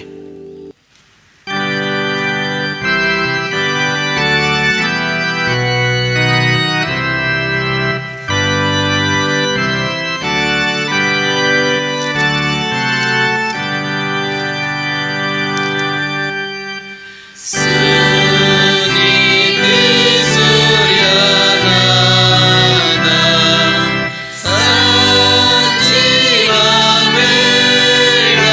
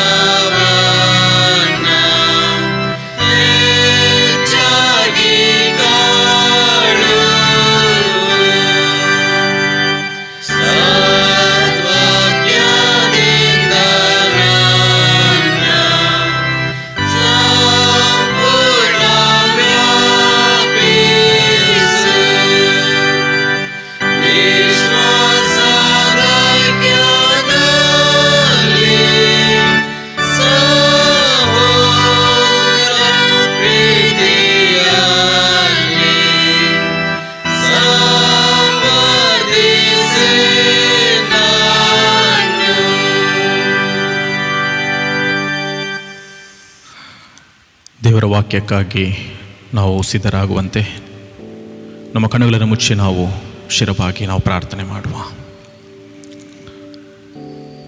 ದೇವರೇ, ಈ ಒಳ್ಳೆ ಅವಕಾಶಕ್ಕಾಗಿ ನಿಮಗೆ ಸ್ತೋತ್ರ. ದೇವರೇ, ಈ ಮಾಧ್ಯಮದ ಮೂಲಕವಾಗಿ ಈ ಒಂದು ಆರಾಧನೆ ನಡೆಸಲ್ಪಡುವಂತೆ ನೀವು ಸಹಾಯ ಮಾಡಿದ್ದಕ್ಕಾಗಿ ಸ್ತೋತ್ರ. ಈಗಲೂ ಕರ್ತನೆ, ನಿಮ್ಮ ವಾಕ್ಯಕ್ಕಾಗಿ ನಾವು ಕಾದಿದ್ದೇವೆ. ನಮ್ಮೊಂದಿಗೆ ಮಾತನಾಡ್ರಿ, ನಮ್ಮೆಲ್ಲ ಹೃದಯಗಳೊಂದಿಗೆ ಮಾತನಾಡ್ರಿ. ನಿಮ್ಮ ವಾಕ್ಯವು ನಮಗೆ ಪ್ರಕಟವಾಗಲಿ. ನಿಮ್ಮ ವಾಕ್ಯದ ಪ್ರಕಟಣೆಯೊಂದಿಗೆ ನಿಮ್ಮನ್ನು ಇನ್ನೂ ಸರಿಯಾಗಿ ಅರ್ಥ ಮಾಡಿಕೊಂಡು, ನಿಮ್ಮ ವಾಕ್ಯವನ್ನು ಅರ್ಥ ಮಾಡಿಕೊಂಡು ನಿಮ್ಮೊಂದಿಗೆ ಜೀವಿಸುವಂಥ ಸುಮನಸ್ಸು ನಮಗೆ ಅನುಗ್ರಹಿಸಿರೆಂಬುದಾಗಿ ಪ್ರಭು ಯೇಸುವಿನ ನಾಮದಲ್ಲಿ ಬೇಡಿಕೊಳ್ಳುತ್ತೆ ನಮ್ಮ ತಂದೆ, ಆಮೇನ್. ಕರ್ತನಲ್ಲಿ ಪ್ರೀತಿಯುಳ್ಳಂಥ ದೇವಚನ್ನರೇ, ಈ ಆನ್ಲೈನ್ ಮುಖಾಂತರವಾಗಿ ನಮ್ಮೊಂದಿಗೆ ಈ ಆರಾಧನೆಯಲ್ಲಿ ಪಾಲ್ಗೊಳ್ಳುತ್ತಿರುವಂಥ ಪ್ರತಿಯೊಬ್ಬರಿಗೂ ಕ್ರಿಸ್ತೇಸುವಿನ ನಾಮದಲ್ಲಿ ವಂದನೆಗಳನ್ನು ಸಲ್ಲಿಸುತ್ತಾ, ದೇವರು ಈ ಸಂದಿಗ್ಧವಾದಂಥ ಪರಿಸ್ಥಿತಿಯಲ್ಲಿ ಈ ಆನ್ಲೈನ್ ಮುಖಾಂತರವಾಗಿ ಆರಾಧನೆಯನ್ನು ನಡೆಸುವುದಕ್ಕೆ ನಮ್ಮೆಲ್ಲರಿಗೆ ಸಹಾಯ ಮಾಡಿದ್ದಾನೆ. ಮುಖ್ಯವಾಗಿ ನಾವು ಮನೆಯಿಂದ ಹೊರಗೆ ಬಾರದಂಥ ಸ್ಥಿತಿಯಲ್ಲಿದ್ದೇವೆ. ಈಗಾಗಲೇ ಕೊರೋನಾ ವೈರಸ್ ಭಾಳಷ್ಟು ಹರಡುತ್ತಾ ಇದೆ. ಈ ಒಂದು ಸಮಯದಲ್ಲಿ ಈ ಮಾಧ್ಯಮ ನಮಗೆ ಸಹಾಯ ಮಾಡುತ್ತಾ ಇದೆ. ದೇವರ ಆರಾಧನೆಯನ್ನು, ವಾಕ್ಯವನ್ನು ನಿಮ್ಮ ಮನೆಗಳಲ್ಲಿ ಕೇಳುವಂಥ, ನೋಡುವಂಥ ಒಂದು ಅವಕಾಶ ದೇವರು ಕಲ್ಪಿಸಿಕೊಟ್ಟಿದ್ದಾನೆ. ಆದ್ದರಿಂದ ತಾವೆಲ್ಲರೂ ಕೂಡ ಇದರ ಸದುಪಯೋಗ ಪಡೆದುಕೊಳ್ಳುತ್ತೀರಿ ಎಂಬುದಾಗಿ ಭಾವಿಸುತ್ತಾ, ದೇವರು ಈ ವಾಕ್ಯವನ್ನು ಕೇಳುವಂಥ, ಈ ಆರಾಧನೆಯಲ್ಲಿ ಪಾಲ್ಗೊಂಡಂಥ ನೀವೆಲ್ಲರನ್ನು ಆಶೀರ್ವದಿಸಲಿ ಎಂಬುದಾಗಿ ನಾವು ದೇವರಲ್ಲಿ ಪ್ರಾರ್ಥಿಸುತ್ತೇವೆ. ಈ ಒಂದು ಪರಿಶುದ್ಧ ದಿನದ ಆರಾಧನೆಯಲ್ಲಿ ನಮ್ಮ ಮುಂದಿರುವಂಥ ವಾಕ್ಯ ಸಂದೇಶಕ್ಕಾಗಿ ನಮ್ಮ ಮುಂದಿರುವಂಥ ದೇವರ ವಾಕ್ಯದ ಭಾಗವು ಮತ್ತಾಯನು ಬರೆದ ಸುವಾರ್ತೆ 10ನೇ ಅಧ್ಯಾಯ ಅದರ 24ನೇ ವಚನದಿಂದ 31ನೇ ವಚನ. ಮತ್ತಾಯನು ಬರೆದ ಸುವಾರ್ತೆ 10ನೇ ಅಧ್ಯಾಯ ಅದರ 24ನೇ ವಚನದಿಂದ 31ನೇ ವಚನ. Matthew chapter 10 verses 24 to 31. ಹೀಗೆ ಬರೆಯಲ್ಪಟ್ಟಿದೆ: ಗುರುವಿಗಿಂತ ಶಿಷ್ಯನು ದೊಡ್ಡವನಲ್ಲ, ದನಿಗಿಂತ ಆಳು ದೊಡ್ಡವನಲ್ಲ. ಗುರುವಿನಂತೆ ಆಗುವುದು ಶಿಷ್ಯನಿಗೆ ಸಾಕು, ದನಿಯಂತೆ ಆಗುವುದು ಆಳಿಗೆ ಸಾಕು. ಅವರು ಮನೆಯ ಯಜಮಾನನಿಗೆ ಬೆಲ್ಜುಬಲನೆಂದು ಹೆಸರಿಟ್ಟ ಮೇಲೆ ಆತನ ಮನೆಯವರನ್ನು ಏನಂದಾರು? ಆದರೂ ಅವರಿಗೆ ಹೆದರಬೇಡಿರಿ. ಮರೆಯಾಗಿರುವ ಯಾವುದೂ ವ್ಯಕ್ತವಾಗದೇ ಇರುವುದಿಲ್ಲ, ಹೊರಪಡದ ರಹಸ್ಯವೂ ಇಲ್ಲ. ನಾನು ಕತ್ತಲಲ್ಲಿ ನಿಮಗೆ ಹೇಳುವುದನ್ನು ನೀವು ಬೆಳಕಿನಲ್ಲಿ ಹೇಳಿರಿ, ಮತ್ತು ಕಿವಿಯಲ್ಲಿ ಕೇಳಿದನ್ನು ಮಾಳಿಗೆಗಳ ಮೇಲೆ ನಿಂತು ಸಾರಿರಿ. ಇದಲ್ಲದೆ ದೇಹವನ್ನು ಕೊಂದು ಆತ್ಮವನ್ನು ಕೊಲ್ಲಲಾರದವನಿಗೆ ಹೆದರಬೇಡಿರಿ. ಆತ್ಮ ದೇಹ ಎರಡನ್ನೂ ಕೂಡ ನರಕದಲ್ಲಿ ಹಾಕಿ ನಾಶ ಮಾಡಬಲ್ಲಾತನಿಗೆ ಹೆದರಿರಿ. ದುಡ್ಡಿಗೆ 2 ಗುಬ್ಬಿಗಳನ್ನು ಮಾರುವುದುಂಟಲ್ಲ, ಆದರೂ ನಿಮ್ಮ ತಂದೆಯ ಚಿತ್ತವಿಲ್ಲದೆ ಒಂದಾದರೂ ನೆಲಕ್ಕೆ ಬೀಳದು.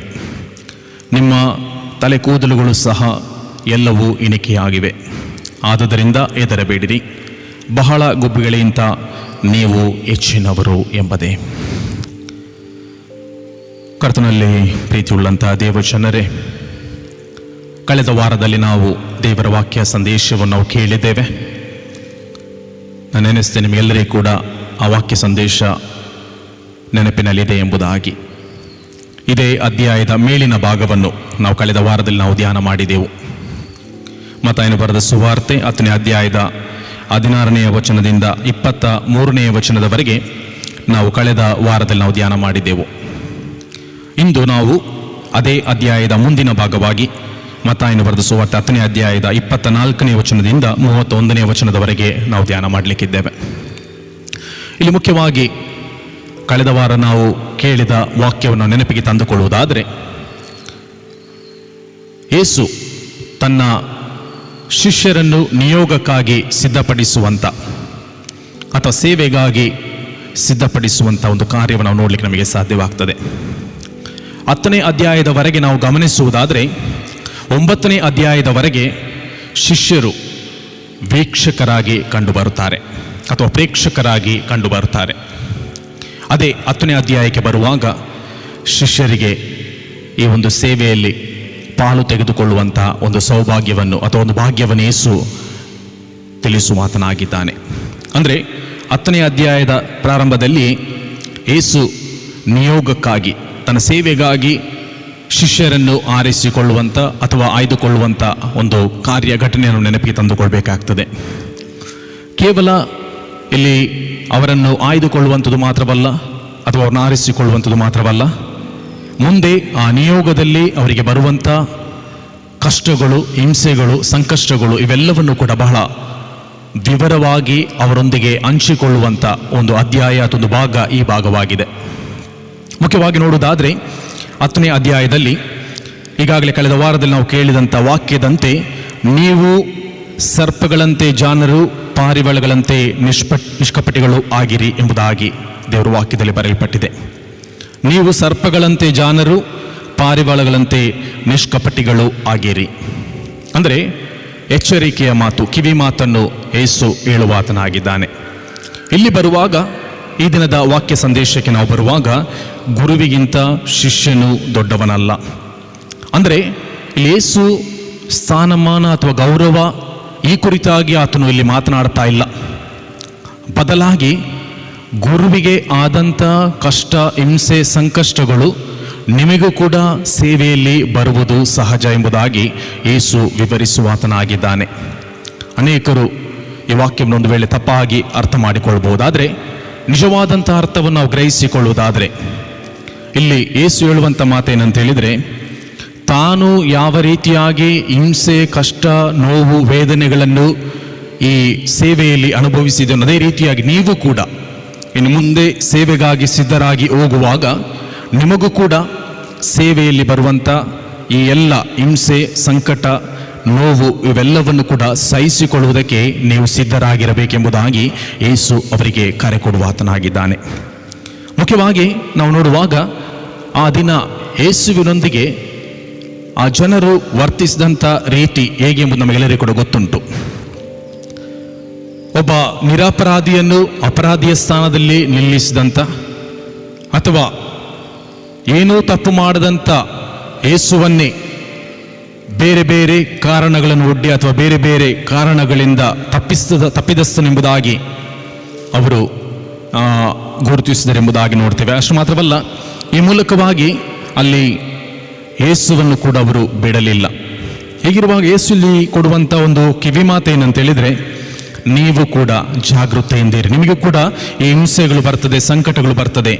ಯಾವ ರೀತಿಯಲ್ಲಿ ಗುರುವು ಈ ಎಲ್ಲ ಸಂಕಟಗಳಿಗೆ, ಹಿಂಸೆಗಳಿಗೆ, ನೋವುಗಳನ್ನು ಅನುಭವಿಸಿದ ಅದೇ ರೀತಿಯಾಗಿ ನೀವು ಕೂಡ ಅನುಭವಿಸಲಿಕ್ಕಿದ್ದೀರಿ ಎಂಬುದಾಗಿ ಹೇಳುವಂತ ನಾವು ನೋಡಲಿಕ್ಕೆ ನಮಗೆ ಸಾಧ್ಯ. ಮುಖ್ಯವಾಗಿ ನಾವು ಗಮನಿಸುವುದಾದರೆ, ಅದೇ ಮತ್ತಾಯನು ಬರೆದ ಸುವಾರ್ತೆ 10ನೇ ಅಧ್ಯಾಯದ 25ನೇ ವಚನಕ್ಕೆ ಬರುವಾಗ, ಅವರು ಮನೆಯ ಯಜಮಾನನಿಗೆ ಬೆಲ್ಜುಬಲನೆಂದು ಹೆಸರಿಟ್ಟ ಮೇಲೆ ಆತನ ಮನೆಯವರನ್ನು ಏನಂದಾರು.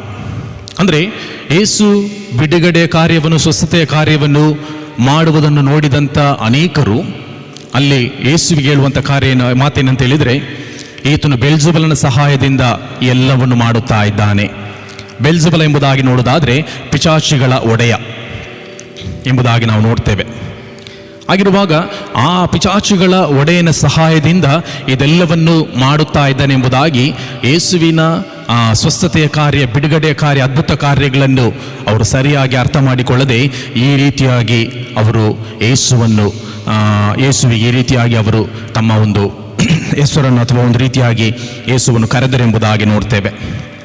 ಹೀಗಿರುವಾಗ ಯೇಸು ಹೇಳುವಂಥ ಮಾತೇನಂತ ಹೇಳಿದರೆ, ನನಗೆ ಈ ರೀತಿಯಾಗಿ ಹೇಳಿರುವಾಗ ಅಥವಾ ಗುರುವಿಗೆ ಈ ರೀತಿಯಾಗಿ ಹೇಳಿರುವಾಗ ನಿಮಗೆ ಕೂಡ, ಅಂದರೆ ಶಿಷ್ಯರಿಗೆ ಕೂಡ ಇದಾಗುವಂಥದ್ದು ಸಹಜ ಎಂಬುದಾಗಿ ಯೇಸು ಹೇಳುವ ಮೂಲಕವಾಗಿ ಯೇಸು ಸೇವೆಯಲ್ಲಿ ಬರುವಂಥ ಕಷ್ಟಗಳು, ಹಿಂಸೆಗಳು ಅಥವಾ ನೋವುಗಳು ಇವೆಲ್ಲವನ್ನು ಕೂಡ ಯೇಸು ತನ್ನ ಶಿಷ್ಯರಿಗೆ ಬಹಳ ಸುಂದರವಾಗಿ ವಿವರಿಸ್ತಾ ಇದ್ದಾನೆ. ಯಾಕಂದ್ರೆ ನೋಡುವಾಗ 9ನೇ ಅಧ್ಯಾಯದವರೆಗೆ ಶಿಷ್ಯರೊಬ್ಬರು ಪ್ರೇಕ್ಷಕರಾಗಿ, ವೀಕ್ಷಕರಾಗಿ ಕಂಡು ಬರ್ತಾರೆ. ಆದರೆ 10ನೇ ಅಧ್ಯಾಯಕ್ಕೆ ಬರುವಾಗ ಅವರಿಗೊಂದು ಪಾಲುಂಟು ಸೇವೆಯಲ್ಲಿ. ಯಾವಾಗ ಜವಾಬ್ದಾರಿ ಕೊಡಲ್ಪಡುತ್ತದೋ ಆ ಜವಾಬ್ದಾರಿಯ ನಂತರ ಬರುವಂಥ ಹಿಂಸೆ, ಕಷ್ಟ, ನೋವು ಎಲ್ಲವನ್ನು ಕೂಡ ಸಹಿಸಿಕೊಳ್ಳುವುದಕ್ಕೆ ನೀವು ಸಿದ್ಧರಾಗಿರಬೇಕೆಂಬುದಾಗಿ ಯೇಸು ಹೇಳುವ ಮೂಲಕವಾಗಿ ಅವರನ್ನು ಧೈರ್ಯಪಡಿಸಿದನೆಂಬುದಾಗಿ ನೋಡ್ತೇವೆ. ಈ ಒಂದು ಸಮಯದಲ್ಲಿ ಭಾರತ ದೇಶಕ್ಕೆ ಬಂದಂಥ ಒಬ್ಬ ಮಿಷನರಿ ಕುರಿತಾಗಿ ನಾವು ನೋಡುವುದಾದರೆ, ಗ್ರಾಮ್ ಸ್ಟೈನ್ ಎಂಬಂಥ ಮಿಷನರಿ ವೃತ್ತಿಯಲ್ಲಿ ಅವರು ವೈದ್ಯರಾಗಿದ್ದರು. ನಾವು ನೋಡುವುದಾದರೆ ಅವರ ದೇಶದಲ್ಲಿ ಒಂದು ವೇಳೆ ಅವರು ವೃತ್ತಿಯಲ್ಲಿ ವೈದ್ಯರಾಗಿ ಮುಂದುವರಿಯುತ್ತಿದ್ದರೆ ಬಹಳಷ್ಟು ಹಣ ಸಂಪಾದನೆ ಮಾಡಬಹುದಾಗಿತ್ತು, ಬಹಳಷ್ಟು ಹಣವನ್ನು ಅವರು ಗಳಿಸಿಕೊಳ್ಳಬಹುದಾದರೆ ಅದೆಲ್ಲವನ್ನು ಬಿಟ್ಟು ಅವರು ದೇವರ ಸೇವೆಗಾಗಿ, ಯೇಸುವಿನ ನಿಯೋಗಕ್ಕಾಗಿ ಅವರು ಭಾರತ ದೇಶಕ್ಕೆ ಬಂದರು. ಒರಿಸ್ಸಾ ಭಾಗದಲ್ಲಿ ಈ ಒಂದು ಸೇವೆಯನ್ನು ಅವರು ಮಾಡುತ್ತಿದ್ದಾಗ ಆ ಒಂದು ಘಟನೆ ನಮ್ಮೆಲ್ಲರ ನೆನಪಿಗೆ ಬರುವಂಥದ್ದಾಗಿದೆ. ಅವರನ್ನು ಮತ್ತು ಅವರ ಮಕ್ಕಳನ್ನು ಕೂಡ ಸಜೀವ ದಹನವಾಗಿ ಸುಟ್ಟು ಹಾಕಿದರು. ಆ ಒಂದು ಘಟನೆ ಅನೇಕರಿಗೆ ಒಂದು ಭಯವನ್ನು ಉಂಟು ಮಾಡಿತು, ಅನೇಕರಿಗೆ ಆತಂಕವನ್ನು ಉಂಟು ಮಾಡಿತು. ಯಾಕೆ ನೋಡುವಾಗ ಮಿಷನರಿಯಾಗಿ ಸೇವೆಗಾಗಿ ಬಂದಂಥ ಈ ಸೇವಕರನ್ನು ಈ ರೀತಿಯಾಗಿ ಮಾಡಿದಾಗ ಅನೇಕರಲ್ಲಿ ಗಲಿಬಿಲಿ, ಗೊಂದಲ ಉಂಟಾಯಿತು. ಆದರೆ ಅವರ ಪತ್ನಿ ಬಹಳ ಸುಂದರವಾಗಿ ಒಂದು ಸಾಕ್ಷಿ ನೀಡುತ್ತಾರೆ. ಏನಂತ ಹೇಳಿದರೆ, ದೇವರ ಸೇವೆಗಾಗಿ ಅವರು ಹಿಂಸೆಯನ್ನು ಎಲ್ಲವನ್ನು ತಾಳಿಕೊಂಡಿದ್ದಾರೆ. ಆಗಿರುವಾಗ ಆ ವಿರೋಧಿಗಳನ್ನು ಕ್ಷಮಿಸಿ ಬಿಡಿರಿ ಎಂಬುದಾಗಿ ಈ ಒಂದು ಮಾತು ಅನೇಕರ ಹೃದಯಗಳಲ್ಲಿ ಮಾತನಾಡಿತು ಎಂಬುದಾಗಿ ನೋಡ್ತೇವೆ. ಹೌದು, ಕರ್ತನಲ್ಲಿ ಪ್ರೀತಿ ನನ್ನ ಸಹೋದರ ಸಹೋದರಿಯರೇ, ಇಂದು ದೇವರು ನಮ್ಮನ್ನು ಕೂಡ ಸೇವೆಗೆ ಕರೆದಿರುವಾಗ, ಒಂದು ವೇಳೆ ನಾವೇನೇ ಮಾಡ್ತಾ ಇರ್ಬೋದು, ಯಾವುದೇ ಸ್ಥಳದಲ್ಲಿರ್ಬೋದು, ಯಾವುದೇ ರೀತಿಯಾಗಿ ನಾವು ಜೀವನ, ಆದರೆ ನಮ್ಮ ದೇವರು ಸೇವೆಗಾಗಿ ಪ್ರತ್ಯೇಕಿಸಿದ್ದಾನೆ, ಒಂದೊಂದು ಜವಾಬ್ದಾರಿಕೆಯನ್ನು ಕೊಟ್ಟಿದ್ದಾನೆ. ಆಗಿರುವಾಗ ಆ ಜವಾಬ್ದಾರಿಕೆಗಳಲ್ಲಿ, ಸೇವೆಗಳಲ್ಲಿ ನಮಗೆ ಕಷ್ಟಗಳು ಬರ್ತದೆ, ಹಿಂಸೆಗಳು ಬರ್ತದೆ, ಹೋರಾಟಗಳು ಬರ್ತದೆ. ಹೀಗಿರುವಾಗ ನಾವು ಬಿದ್ದು ಹೋಗದೆ ಅಥವಾ ಸೇವೆಯಿಂದ ನಾವು ಜಾರಿ ಹೋಗದೆ ಅಥವಾ ಸೇವೆಯನ್ನು ನಾವು ಬಿಟ್ಟು ಹೋಗದೆ ಧೈರ್ಯವಂತರಾಗಿ ನಾವು ನಿಲ್ಲಬೇಕು. ಯಾಕಂತ ಹೇಳಿದ್ರೆ ಒಂದನ್ನು ನಾವು ಅರ್ಥ ಮಾಡಿಕೊಳ್ಬೇಕೇನಂತ ಹೇಳಿದ್ರೆ, ಯೇಸುವಿಗೆ ಇಷ್ಟೆಲ್ಲ ಹಿಂಸೆಗಳು, ಕಷ್ಟಗಳು, ನೋವುಗಳು ಬಂದಿರುವಾಗ ನಮಗೆ ಬರುವಂಥದ್ದು ಸಹಜ. ನಾವು ಕೂಡ ಅದೇ ದಾರಿಯಲ್ಲಿ ಅಥವಾ ಅದೇ ಒಂದು ಮಾರ್ಗದಲ್ಲಿ ಸಾಗುವಂಥದ್ದು ಸಹಜ. ಆಗಿರುವಾಗ ಈ ನೋವು, ಅವಮಾನ, ಅಪಮಾನ ಎಲ್ಲವನ್ನು ಕೂಡ ನಾವು ಕೂಡ ಸಹಿಸಿಕೊಂಡವರಾಗಿ ನಾವು ಮುಂದೆ ಸಾಗಬೇಕು. ಯಾಕೆ ನೋಡುವಾಗ ಸೇವೆ ಎಂಬುದಾಗಿ ಹೇಳುವಾಗ ಅದು ಬಹಳ ಸುಲಭಕರವಾದಂಥ ವಿಷಯವಲ್ಲ. ಒಂದು ಜವಾಬ್ದಾರಿಯನ್ನು ಹೊತ್ತು ಮುಂದೆ ಸಾಗುವಾಗ ಬೇರೆ ಬೇರೆ ಮಾತುಗಳು, ಬೇರೆ ಬೇರೆ ವಿಷಯಗಳು, ಮಾಡದಂಥ ಕಾರ್ಯಗಳನ್ನು ಮಾಡಿದ್ದೇವೆ, ಮಾಡಿದಂಥ ಕಾರ್ಯಗಳನ್ನು ಮಾಡಲಿಲ್ಲ ಎಂಬಂಥ ರೀತಿಯಲ್ಲಿ ಬಿಂಬಿಸುವಂಥ ಜನರ ಮಧ್ಯದಲ್ಲಿ ನಾವು ಜೀವಿಸ್ತಾ ಇರ್ತೇವೆ. ಹೀಗಿರುವಾಗ ಆ ಒಂದು ಹಿಂಸೆಗಳ ಅಥವಾ ಹೋರಾಟಗಳ ಮಧ್ಯದಲ್ಲಿ ನಮ್ಮ ಒಂದು ಪ್ರತಿಕ್ರಿಯೆ ಏನಾಗಿದೆ ಎಂಬುದಾಗಿ ನಾವು ಅರ್ಥ ಮಾಡಿಕೊಂಡವರಾಗಿ ಯೇಸುವಿನ ಈ ವಾಕ್ಯವನ್ನು, ಈ ಮಾತನ್ನು ನಾವು ಗ್ರಹಿಸಿಕೊಳ್ಬೇಕೇನಂತೇಳಿದರೆ, ನಮ್ಮ ಗುರುವಿಗೆ ಇಷ್ಟೆಲ್ಲ ಕಾರ್ಯಗಳು ಆಗಿರುವಾಗ ಅಥವಾ ಇಷ್ಟೆಲ್ಲ ಘಟನೆಗಳು ಆಗಿರುವಾಗ ನಮಗೆ ಕೂಡ ಆಗುವಂಥದ್ದು ಸಹಜ ಎಂಬುದಾಗಿ ನಾವು ಅರ್ಥ ಮಾಡಬೇಕು. ಆದ್ದರಿಂದ ನೋಡುವಾಗ ಯೇಸು ಸ್ವಾಮಿ ಆ ಒಂದು ಮತ್ತಾಯನ ಬರೆದ ಸುವಾರ್ತೆ 10ನೇ ಅಧ್ಯಾಯದ 25ನೇ ವಚನದ ಕೊನೆಯ ಭಾಗದಲ್ಲಿ, ಆದರೂ ಅವರಿಗೆ ಹೆದರಬೇಡಿರಿ, ಅಂದರೆ ಲೋಕದಲ್ಲಿರುವಂಥ ಮನುಷ್ಯರಿಗೆ ಹೆದರಬೇಡಿರಿ, ಬದಲಾಗಿ ದೇವರಿಗೆ ಹೆದರಿರಿ ಎಂಬುದಾಗಿ ಹೇಳುವ ಮೂಲಕವಾಗಿ ಸೇವೆಯ ಜವಾಬ್ದಾರಿಕೆಯನ್ನು ಆತ ನಮ್ಮ ಮುಂದೆ ಇಡುವ ಆತನಾಗಿದ್ದಾನೆ. ಮೊದಲನೇದಾಗಿ ಮುಖ್ಯವಾಗಿ ನಾವು ಗಮನಿಸುವುದಾದರೆ ಯಾವುದಕ್ಕೆ ಹೆದರಬೇಡಿರಿ ಎಂಬುದಾಗಿ ನೋಡುವಾಗ,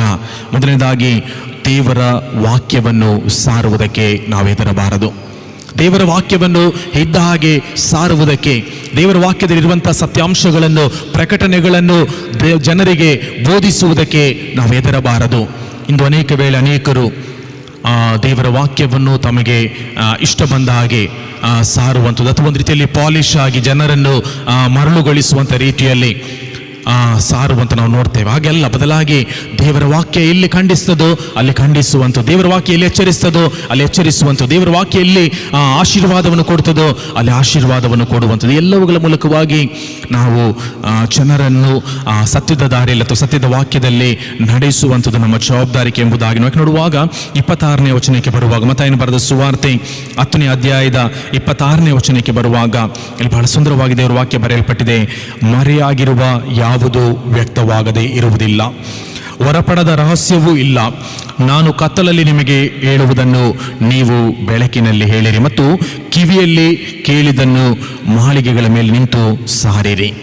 ಅಂದರೆ ನಾವು ದೇವರ ವಾಕ್ಯವನ್ನು ಸಾರುವುದಕ್ಕೆ ಅವಕಾಶ ಸಿಕ್ಕಿದಾಗ, ಸಮಯ ಸಿಕ್ಕಿದಾಗ, ಎಲ್ಲ ಸಮಯಗಳಲ್ಲಿ ಕೂಡ ದೇವರ ವಾಕ್ಯವನ್ನು ಸಾರುವುದಕ್ಕೆ ನಾವು ಸಿದ್ಧರಾಗಿರಬೇಕು. ನೋಡುವಾಗ ರಹಸ್ಯವಾದಂಥ ವಿಷಯಗಳು, ಪ್ರಕಟಣೆಗಳು ಈ ಸತ್ಯವಾಕ್ಯಗಳು ನಮಗೆ ಪ್ರಕಟಣೆಗಳಾಗುವಾಗ ಅದನ್ನು ಸಾರುವಂಥದ್ದು ಕೂಡ ಬಹಳ ಪ್ರಾಮುಖ್ಯ. ಒಂದು ವೇಳೆ ನಾವು ಜನರಿಗೆ ಹೆದರಿ ಅಥವಾ ಜನರು ಏನು ಹೇಳ್ತಾರೋ, ಜನರು ಏನು ಭಾವಿಸ್ತಾರೋ, ಎಲ್ಲಿ ಜನರಿಗೆ ಬೇಸರವಾಗ್ತದೋ, ಸಭಿಕರಿಗೆ ಬೇಸರವಾಗ್ತದೋ ಎಂಬುದಾಗಿ ಹೇಳಿ ದೇವರ ವಾಕ್ಯವನ್ನು ಒಂದು ವೇಳೆ ನಾವು ಸಾರದೆ ಹೋದರೆ ನಾವು ತಪ್ಪಿತಸ್ಥರಾಗ್ತೇವೆ. ಬದಲಾಗಿ ದೇವರ ವಾಕ್ಯ ಹೇಳುವಂಥ ವಿಷಯಗಳನ್ನು ನೇರವಾಗಿ ಜನರಿಗೆ ತಿಳಿಸುವಂಥದ್ದು ಕೂಡ ಇಂದು ಸೇವಕರಾಗಿ ಸೇವೆಯಲ್ಲಿರುವಂಥ ನಮ್ಮೆಲ್ಲರ ಜವಾಬ್ದಾರಿ. ಹೀಗಿರುವಾಗ ಆ ಸುವಾರ್ತೆಯ ಸೇವೆ ಅದೊಂದು ಜವಾಬ್ದಾರಿಕೆ ಆಗಿರುವಾಗ ಆ ಸುವಾರ್ಥ ಸೇವೆಯಲ್ಲಿ ಬರುವಂಥ ಆತಂಕಗಳು ಅಥವಾ ಬೇರೆ ಬೇರೆ ವಿಷಯಗಳಲ್ಲಿ ನಾವು ಹೆದರಬಾರದು, ಬದಲಾಗಿ ಧೈರ್ಯವಾಗಿ ನಾವು ನಿಂತುಕೊಳ್ಬೇಕೆಂಬುದಾಗಿ ದೇವರ ವಾಕ್ಯ ಬಹಳ ಸುಂದರವಾಗಿ ನಮ್ಮ ಮುಂದೆ ನೋಡುವಾಗ, ನೀವು ಬೆಳಕಿನಲ್ಲಿ ಹೇಳ್ರಿ ಎಂಬುದಾಗಿ. ಅಂದರೆ ನಾವು ಬೆಳಕಿನವರಾಗಿ ಬೆಳಕಿನ ಸುವಾರ್ತೆಯನ್ನು ಸಾರುವವರಾಗಿ ನಾವು ಇದ್ದೇವೆ. ಆಗಿರುವಾಗ ಆ ಬೆಳಕಿನಲ್ಲಿ ನಾವು ಹೇಳುವಂಥವರಾಗಿರಬೇಕು. ಅಂದರೆ ಬೆಳಕಿನ ವಿಷಯಗಳನ್ನು, ಬೆಳಕಿನ ಪ್ರಕಟಣೆಗಳನ್ನು ಜನರಿಗೆ ಹಂಚುವಂಥವರು ಅಥವಾ ಬಿತ್ತರಿಸುವಂಥವರು ನಾವಾಗಿರಬೇಕೆಂಬುದಾಗಿ ದೇವರ ವಾಕ್ಯದಲ್ಲಿ ಬಹಳ ಸುಂದರವಾಗಿ ದೇವರ ವಾಕ್ಯವು ನಮಗೆ ಬೋಧಿಸ್ತಾ ಇದೆ. ಅಷ್ಟು ಮಾತ್ರವಲ್ಲ, ನಾವು ಮುಂದೆ ನೋಡಿ ಎರಡನೇದಾಗಿ ನಾವು ನೋಡುವುದಾದರೆ ನಾವು ಯಾವುದಕ್ಕೆ ಹೆದರಬಾರದು ಎಂಬುದಾಗಿ ನೋಡುವಾಗ, ದೇಹವನ್ನು ಕೊಂದು ಆತ್ಮವನ್ನು ಕೊಲ್ಲಲಾರದವರಿಗೆ ಹೆದರಬೇಡಿರಿ. ಬಹಳ ಸುಂದರವಾದಂಥ ಒಂದು ವಾಕ್ಯ. ಮೊದಲನೇದಾಗಿ ಸುವಾರ್ಥ ಸೇವೆಯನ್ನು ಸಾರುವುದರಲ್ಲಿ ನಾವು ಹೆದರಬಾರದು, ನಾವು ಧೈರ್ಯವಂತರಾಗಿರಬೇಕು. ದೇವರ ವಾಕ್ಯ ಏನು ಹೇಳ್ತದೋ ಅದನ್ನು ನೇರವಾಗಿ ಬೋಧಿಸುವಂಥ, ಪ್ರಕಟಣೆ ಕೊಡುವಂಥ ಅಥವಾ ಜನರಿಗೆ ತಿಳಿಸುವಂಥ ಒಂದು ಜವಾಬ್ದಾರಿಕೆ. ಆದರೆ ಎರಡನೇದಾಗಿ ನೋಡುವಾಗ, ದೇಹವನ್ನು ಕೊಂದು ಆತ್ಮವನ್ನು ಕೊಲ್ಲಲಾರದವನಿಗೆ ಹೆದರಬೇಡಿರಿ. ಇವತ್ತು ಅನೇಕ ವೇಳೆ ನಾವೇನು ಮಾಡ್ತೇವೆ ಅಂತ ಹೇಳಿದರೆ, ನಮ್ಮ ದೇಹವನ್ನು ಕೊಲ್ಲುವವರಿಗೆ ನಾವು ಹೆದರ್ತೇವೆ, ಬದಲಾಗಿ ನಮ್ಮ ಆತ್ಮವನ್ನು ಕೊಲ್ಲುವವರಿಗೆ ನಾವು ಹೆದರುವುದಿಲ್ಲ. ಅಂದರೆ ನಾವು ದೇಹಕ್ಕೆ ಎಲ್ಲಿ ಅನ್ಯಾಯ ಉಂಟಾಗ್ತದೋ ಅಥವಾ ಎಲ್ಲಿ ನಮಗೆ ವಂಚನೆ ಉಂಟಾಗ್ತದೋ ಅಥವಾ ಯಾವ ರೀತಿಯಲ್ಲಿ ನಮಗೆ ಪೆಟ್ಟುಗಳು ಬೀಳ್ತದೋ, ಅವಮಾನಗಳಾಗ್ತದೋ, ಅಪಹಾಸ್ಯಗಳಾಗ್ತದೋ ಎಂಬುದಾಗಿ ಹೇಳಿ ನಾವು ಹೆದರುತ್ತೇವೆ. ಆದರೆ ದೇವರು ವಾಕ್ಯ ಹೇಳುವಂಥದ್ದು, ದೇಹವನ್ನು ಕೊಂದು ಆತ್ಮವನ್ನು ಕೊಲ್ಲಲಾರದವನಿಗೆ ಹೆದರಿ. ಅಂದರೆ ಸಿಂಪಲ್ ಆಗಿ ಅಥವಾ ಒಂದು ಸರಳವಾಗಿ ನಾವು ನೋಡುವುದಾದರೆ, ಇಲ್ಲಿರುವಂಥ ಒಂದು ಮುಖ್ಯವಾದಂಥ ಒಂದು ವಿಷಯ ಏನಂತ ಹೇಳಿದರೆ, ನಾವು ಜನರಿಗೆ ಹೆದರುವಂಥದ್ದಲ್ಲ, ಮನುಷ್ಯರಿಗಾಗಿ ನಾವು ಸೇವೆ ಮಾಡುವಂಥದ್ದಲ್ಲ, ಮನುಷ್ಯರಿಗಾಗಿ ನಮ್ಮ ನಿಯೋಗ ಅಲ್ಲ, ಬದಲಾಗಿ ದೇವರಿಗಾಗಿ ನಮ್ಮ ಸೇವೆ. ದೇವರು ನಮ್ಮನ್ನು ಕರೆದಿದ್ದಾನೆ, ಆತನು ಕರೆದಿರುವಾಗ ಆತನಿಗಾಗಿ ನಾವು ಸೇವೆ ಮಾಡುವವರಾಗಿರಬೇಕು. ಇದನ್ನು ಬಹಳ ಸ್ಪಷ್ಟವಾಗಿ ನಾವು ತಿಳಿದುಕೊಳ್ಬೇಕು. ಅನೇಕ ವೇಳೆ ಅನೇಕ ಸಂದೇಶ ನೋಡುವಾಗ ಅಥವಾ ಅನೇಕ ಸೇವಕರು ನೋಡುವಾಗ ಜನರನ್ನು ಮೆಚ್ಚಿಸುವಂಥ ರೀತಿಯಲ್ಲಿ ಬೋಧಿಸುವಂಥದ್ದು ಅಥವಾ ಜನರನ್ನು ಖುಷಿಪಡಿಸುವಂಥ, ಸಂತೋಷಪಡಿಸುವಂಥ ರೀತಿಯಲ್ಲಿ ಜೀವಿಸುವಂಥ ಇದರಲ್ಲ ಬದಲಾಗಿ ನಾವು ದೇವರಿಗೆ ಹೆದರಿದವರಾಗಿ, ದೇವರಿಗೆ ಹೆದರುವವರಾಗಿ ನಾವು ಜೀವಿಸಬೇಕೆಂಬುದಾಗಿ ಬಹಳ ಸುಂದರವಾಗಿ ನೋಡ್ತೇವೆ. ನಮ್ಮ ದೇಹವನ್ನು ಕೊಲ್ಲುವವರಿಗಲ್ಲ, ಬದಲಾಗಿ ಆತ್ಮವನ್ನು ನಮ್ಮ ಆತ್ಮವನ್ನು ನಾಶಪಡಿಸಿಕೊಳ್ಳದೆ ನಮ್ಮ ಆತ್ಮವನ್ನು ನಿತ್ಯ ಜೀವಕ್ಕಾಗಿ ನಾವು ಕಾಪಾಡಿಕೊಳ್ಳಬೇಕೆಂಬುದಾಗಿ ಬಹಳ ಸುಂದರವಾಗಿ ನಾವು ದೇವರ ವಾಕ್ಯ ಹೇಗಿರುವಾಗ ನಾವು ನೋಡುವ ಈ ಒಂದು ಸಮಯದಲ್ಲಿ ಒಡಂಬಡಿಕೆಯ ಒಂದು ಘಟನೆ ನಮ್ಮ ನೆನಪಿಗೆ ಬರ್ತದೆ. ದಾನಿಯೇಲನ ಕುರಿತಾಗಿ ನಾವು ಆಲೋಚನೆ ಮಾಡುವಾಗ ಅಲ್ಲಿ ಆ ಮೂವರನ್ನು ಬೆಂಕಿಯಲ್ಲಿ ಹಾಕಲ್ಪಡುತ್ತಾರೆ. ಆ ಮೂವರು ಕೂಡ ಬೆಂಕಿಯಲ್ಲಿ ಹಾಕಲ್ಪಡ್ತಾರೆ. ಆದರೆ ಅವರ ಒಂದು ದೃಢವಾದಂಥ ಒಂದು ನಂಬಿಕೆ, ದೃಢವಾದಂಥ ಒಂದು ವಿಶ್ವಾಸ ಏನಂತ ಹೇಳಿದರೆ, ನಾವು ನಂಬಿರುವಂಥ ದೇವರು ಆತನು ಸರ್ವಶಕ್ತನಾಗಿದ್ದಾನೆ, ಆತನು ನಮ್ಮನ್ನು ಈ ಒಂದು ಸ್ಥಿತಿಯಿಂದ ಬಿಡಿಸುವುದಕ್ಕೆ ಶಕ್ತನಾಗಿದ್ದಾನೆ. ಇದು ನಿಜವಾದಂಥ ಒಂದು ವಿಶ್ವಾಸ. ಒಂದು ವೇಳೆ ಅವರು ಕೂಡ ಆ ದಿನದಲ್ಲಿ ಹೆದರಿದರೆ, ಒಂದು ವೇಳೆ ಅವರು ಕೂಡ ಆ ದಿನದಲ್ಲಿ ಭಯಪಟ್ಟಿದ್ದರೆ, ಖಂಡಿತವಾಗಿ ಅವರು ಅನ್ಯ ದೇವತೆಗಳನ್ನು ಆರಾಧನೆ ಮಾಡಬೇಕಾಗಿತ್ತು ಅಥವಾ ಅನ್ಯ ವಿಗ್ರಹಗಳನ್ನು ಅವರು ಆರಾಧನೆ ಮಾಡಿದರೆ, ಅವರು ಅದಕ್ಕೆ ಹೆದರದೆ ಅವರು ನಿಜವಾದಂಥ ಜೀವ ಸ್ವರೂಪನಾದಂಥ ದೇವರಿಗೆ ಹೆದರಿ ಅವ್ರೇನು ಮಾಡಿದ್ರು ಅಂತ ಹೇಳಿದರೆ, ತಮ್ಮನ್ನು ಪರಿಶುದ್ಧರಾಗಿ ಕಾಪಾಡಿಕೊಂಡ್ರೆ ಎಂಬುದಾಗಿ ನೋಡ್ತೇವೆ. ಅವರಿಗೆ ನೋಡುವಾಗ ರಾಜನ ಒಂದು ಆಸ್ಥಾನದಲ್ಲಿ ಬಹಳಷ್ಟು ವಿಷಯಗಳು, ಆಫರ್ಗಳಿದ್ದವು, ಅವರಿಗೆ ಬಹಳಷ್ಟು ವಿಷಯಗಳು, ಆಕಾಂಕ್ಷೆಗಳಿದ್ದವು. ಆದರೂ ಕೂಡ ಅವರು ಅದು ಯಾವುದನ್ನು ಕೂಡ ಯಾವುದನ್ನು ಕೂಡ ಅವರು ತೆಗೆದುಕೊಳ್ಳದೆ ಅವರು ಪರಿಶುದ್ಧರಾಗಿ ತಮ್ಮನ್ನು ಕಾದುಕೊಂಡರೆ ಎಂಬುದಾಗಿ. ಯಾಕೆಂತ ನೋಡುವಾಗ ಅವರು ದೇವರಿಗೆ ಭಯಪಡುವವರಾಗಿದ್ದರು, ಮನುಷ್ಯರಿಗೆ ಭಯಪಡುವವರಾಗಿರಲಿಲ್ಲ, ಬದಲಾಗಿ ದೇವರಿಗೆ ಯಾಕೆ ನೋಡುವಾಗ ಒಂದು ವೇಳೆ ದಾನಿಯೇಲನು ಆ ದಿನದಲ್ಲಿ ಆ ರಾಜನ ಮಾತನ್ನು ಕೇಳಿ ಒಂದು ವೇಳೆ ಅದಕ್ಕೆ ಆತನು ತಲೆ ತಗ್ಗಿಸಿದ್ದರೆ ಆತನು ಒಂದು ವೇಳೆ ದೊಡ್ಡ ಸ್ಥಾನವನ್ನು ಸ್ವೀಕಾರ ಮಾಡಿಕೊಳ್ಬೋದು ಇತ್ತು ಅಥವಾ ದೊಡ್ಡ ಸ್ಥಾನದಲ್ಲಿ ಆತನು ಇರಬಹುದಿತ್ತು. ಆದರೆ ಆತನು ಅದನ್ನು ಎನಿಸದೆ ಆ ಸ್ಥಾನಕ್ಕಾಗಿ ಆತನು ಜೀವನ ಬದಲಾಗಿ ದೇವರಿಗೆ ಆತನು ಹೆದರಿದವನಾಗಿ ತನ್ನನ್ನು ಕಾಪಾಡಿಕೊಂಡನೆಂಬುದಾಗಿ ಇರುವಾಗ, ಇಂದು ಕೂಡ ಸೇವೆ ನಿಮಿತ್ತವಾಗಿ ಬರುವಂಥ ಹಿಂಸೆಗಳಲ್ಲಿ, ಕಷ್ಟಗಳಲ್ಲಿ ನಾವು ಯಾರಿಗೆ ಹೆದರುತ್ತೇವೆ? ನಮ್ಮನ್ನು ಸೇವೆಗಾಗಿ ಕರೆದಂಥ ನಂಬಿಗಸ್ತನಾದಂಥ ದೇವರಿಗೆ ನಾವು ಹೆದರುತ್ತಾ ಇದ್ದೇವೆಯೋ ಅಥವಾ ಈ ಲೋಕದ ಮನುಷ್ಯರಿಗೆ ಹೆದರಿ ನಾವು ಅವರಿಗೆ ಬೇಕಾದ ಹಾಗೆ ನಮ್ಮ ಸೇವೆಗಳನ್ನು ನಾವು ಮಾಡುತ್ತೇವೆ ಎಂಬುದಾಗಿ ನಾವು ಪ್ರಶ್ನೆ ಮಾಡಿಕೊಳ್ಳುವಂಥದ್ದು ಬಹಳ ಅಗತ್ಯವಾಗಿದೆ. ಈ ಒಂದು ಸಮಯದಲ್ಲಿ ನಾವು ಗಮನಿಸಬೇಕಾದ್ರೆ ಕೇರಳದಿಂದ ಅನೇಕ ಮಿಷನರಿಗಳು ನೇಪಾಳಕ್ಕೆ ಮಿಷನರಿಗಳಾಗಿ ಸೇವೆಗಾಗಿ ಅವರು ಕಳುಹಿಸಲ್ಪಟ್ಟರು.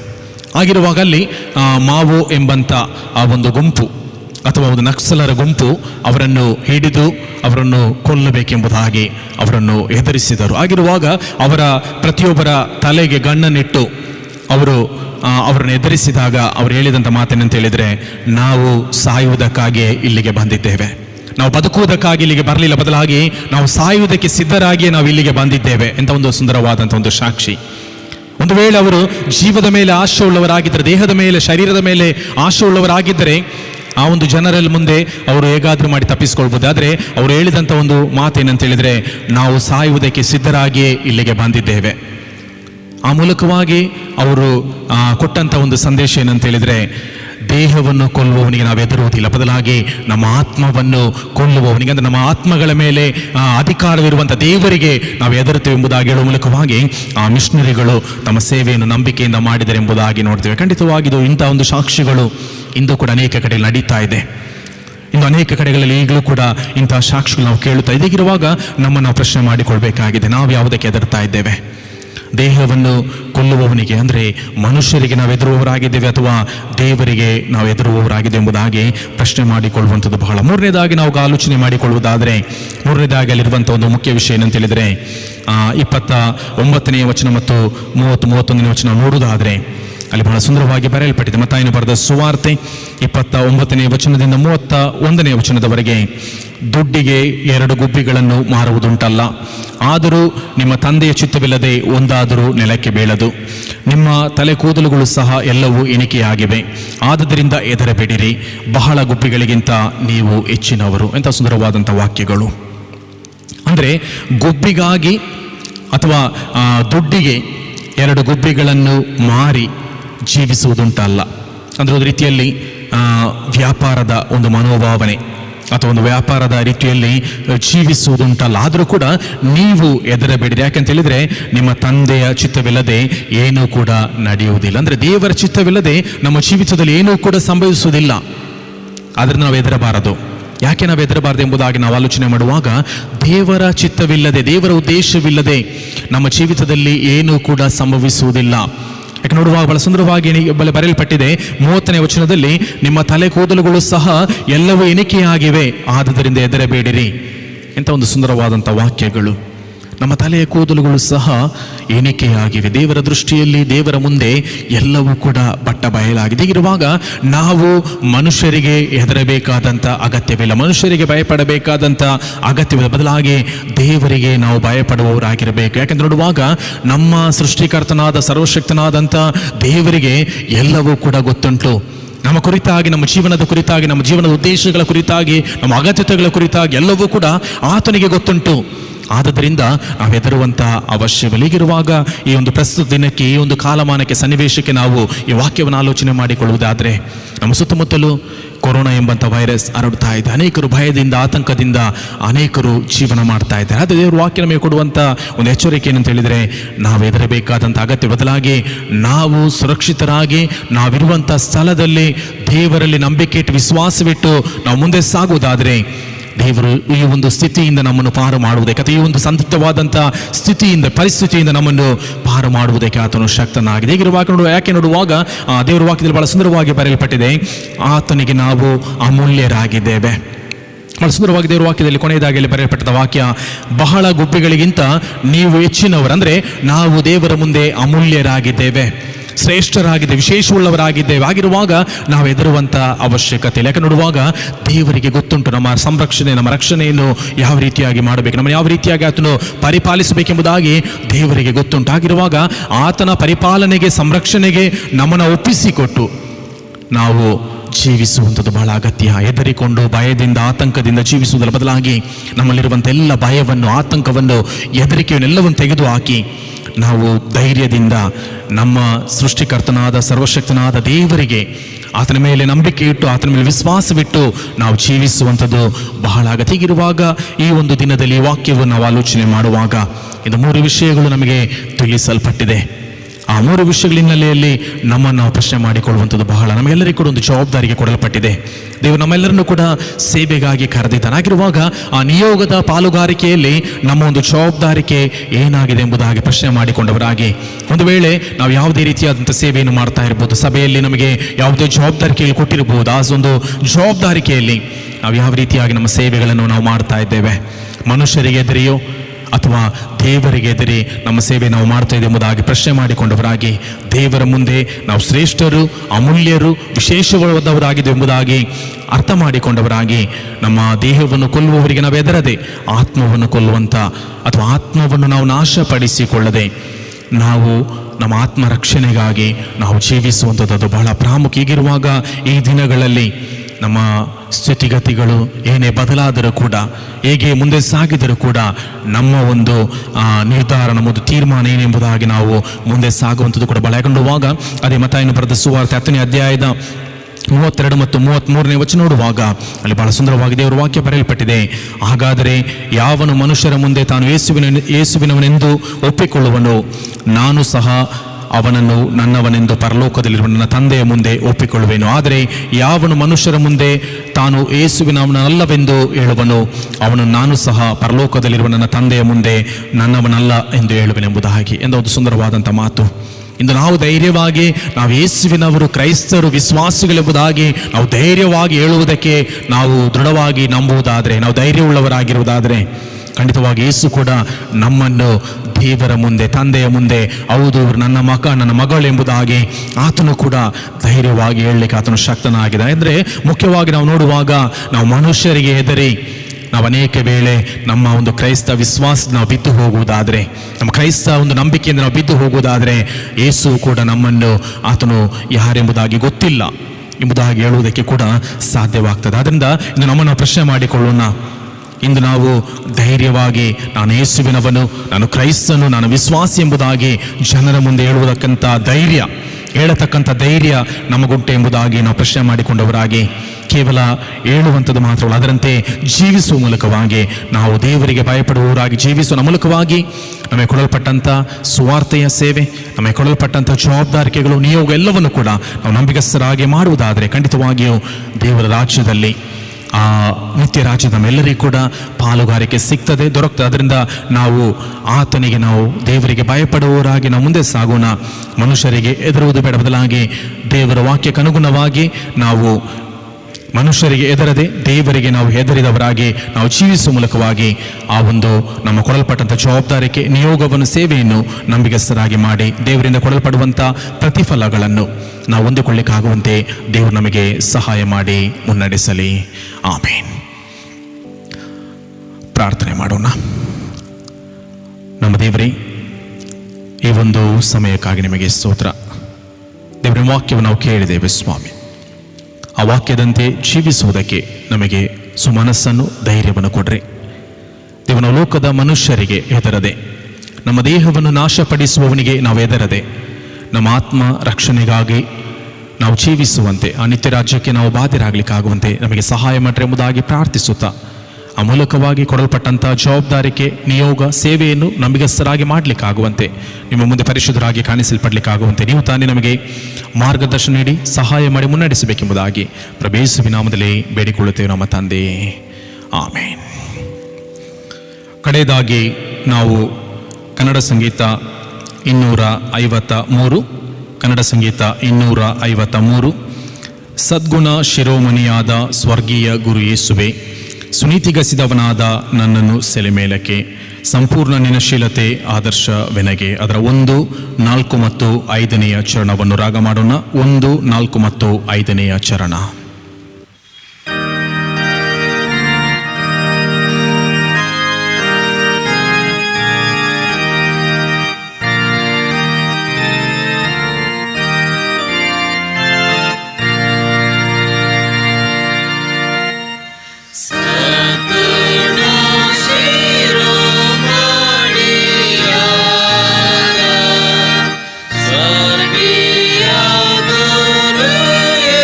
Sorry,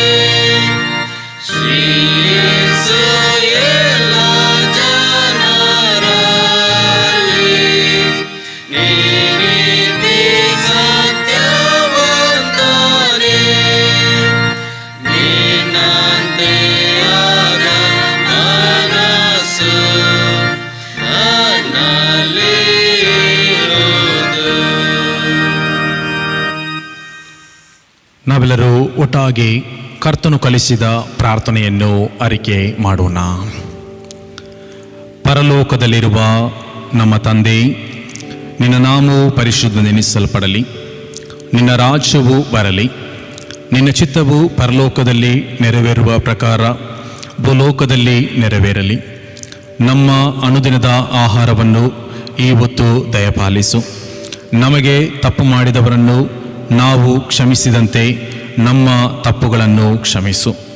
ನಮ್ಮನ್ನು ಶೋಧನೆಯೊಳಗೆ ಸೇರಿಸದೆ ಕೇಡಿನಿಂದ ನಮ್ಮನ್ನು ತಪ್ಪಿಸು. ಯಾಕೆಂದರೆ ರಾಜ್ಯವು, ಬಲವು, ಮಹಿಮೆಯು ಸದಾಕಾಲವೂ ನಿನ್ನವೇ. ಆಮೀನ್. ವಿಶ್ವಾಸದಿಂದ ದೇವರ ಆಶೀರ್ವಾದವನ್ನು ಹೊಂದಿಕೊಳ್ಳಿರಿ. ನಮ್ಮನ್ನು ಸೇವೆಗೆ ಕರೆದಂಥ ತಂದೆಯಾದ ದೇವರ ಪ್ರೀತಿ, ಸೇವೆಯಲ್ಲಿ ಬಲಪಡಿಸಿ ನಮ್ಮನ್ನು ಮುನ್ನಡೆಸುತ್ತಿರುವಂಥ ಯೇಸು ಕ್ರಿಸ್ತನ ಕೃಪೆ, ಸೇವೆಯಲ್ಲಿ ನಮ್ಮನ್ನು ಧೈರ್ಯಪಡಿಸಿ ನಮಗೆ ಸಹಾಯ ಮಾಡುವಂಥ ಪರಿಶುದ್ಧಾತ್ಮನ ಬಲ, ಜ್ಞಾನ, ವಿವೇಕ, ನಡೆಸುವಿಕೆ ನಮ್ಮೆಲ್ಲರೊಂದಿಗೆ, ನಮ್ಮ ಕುಟುಂಬಗಳೊಂದಿಗೆ, ನಮ್ಮ ಸಭೆಯೊಂದಿಗೆ ಸದಾಕಾಲ ನೆಲೆಯಾಗಿರಲಿ. ಆಮೇನ್.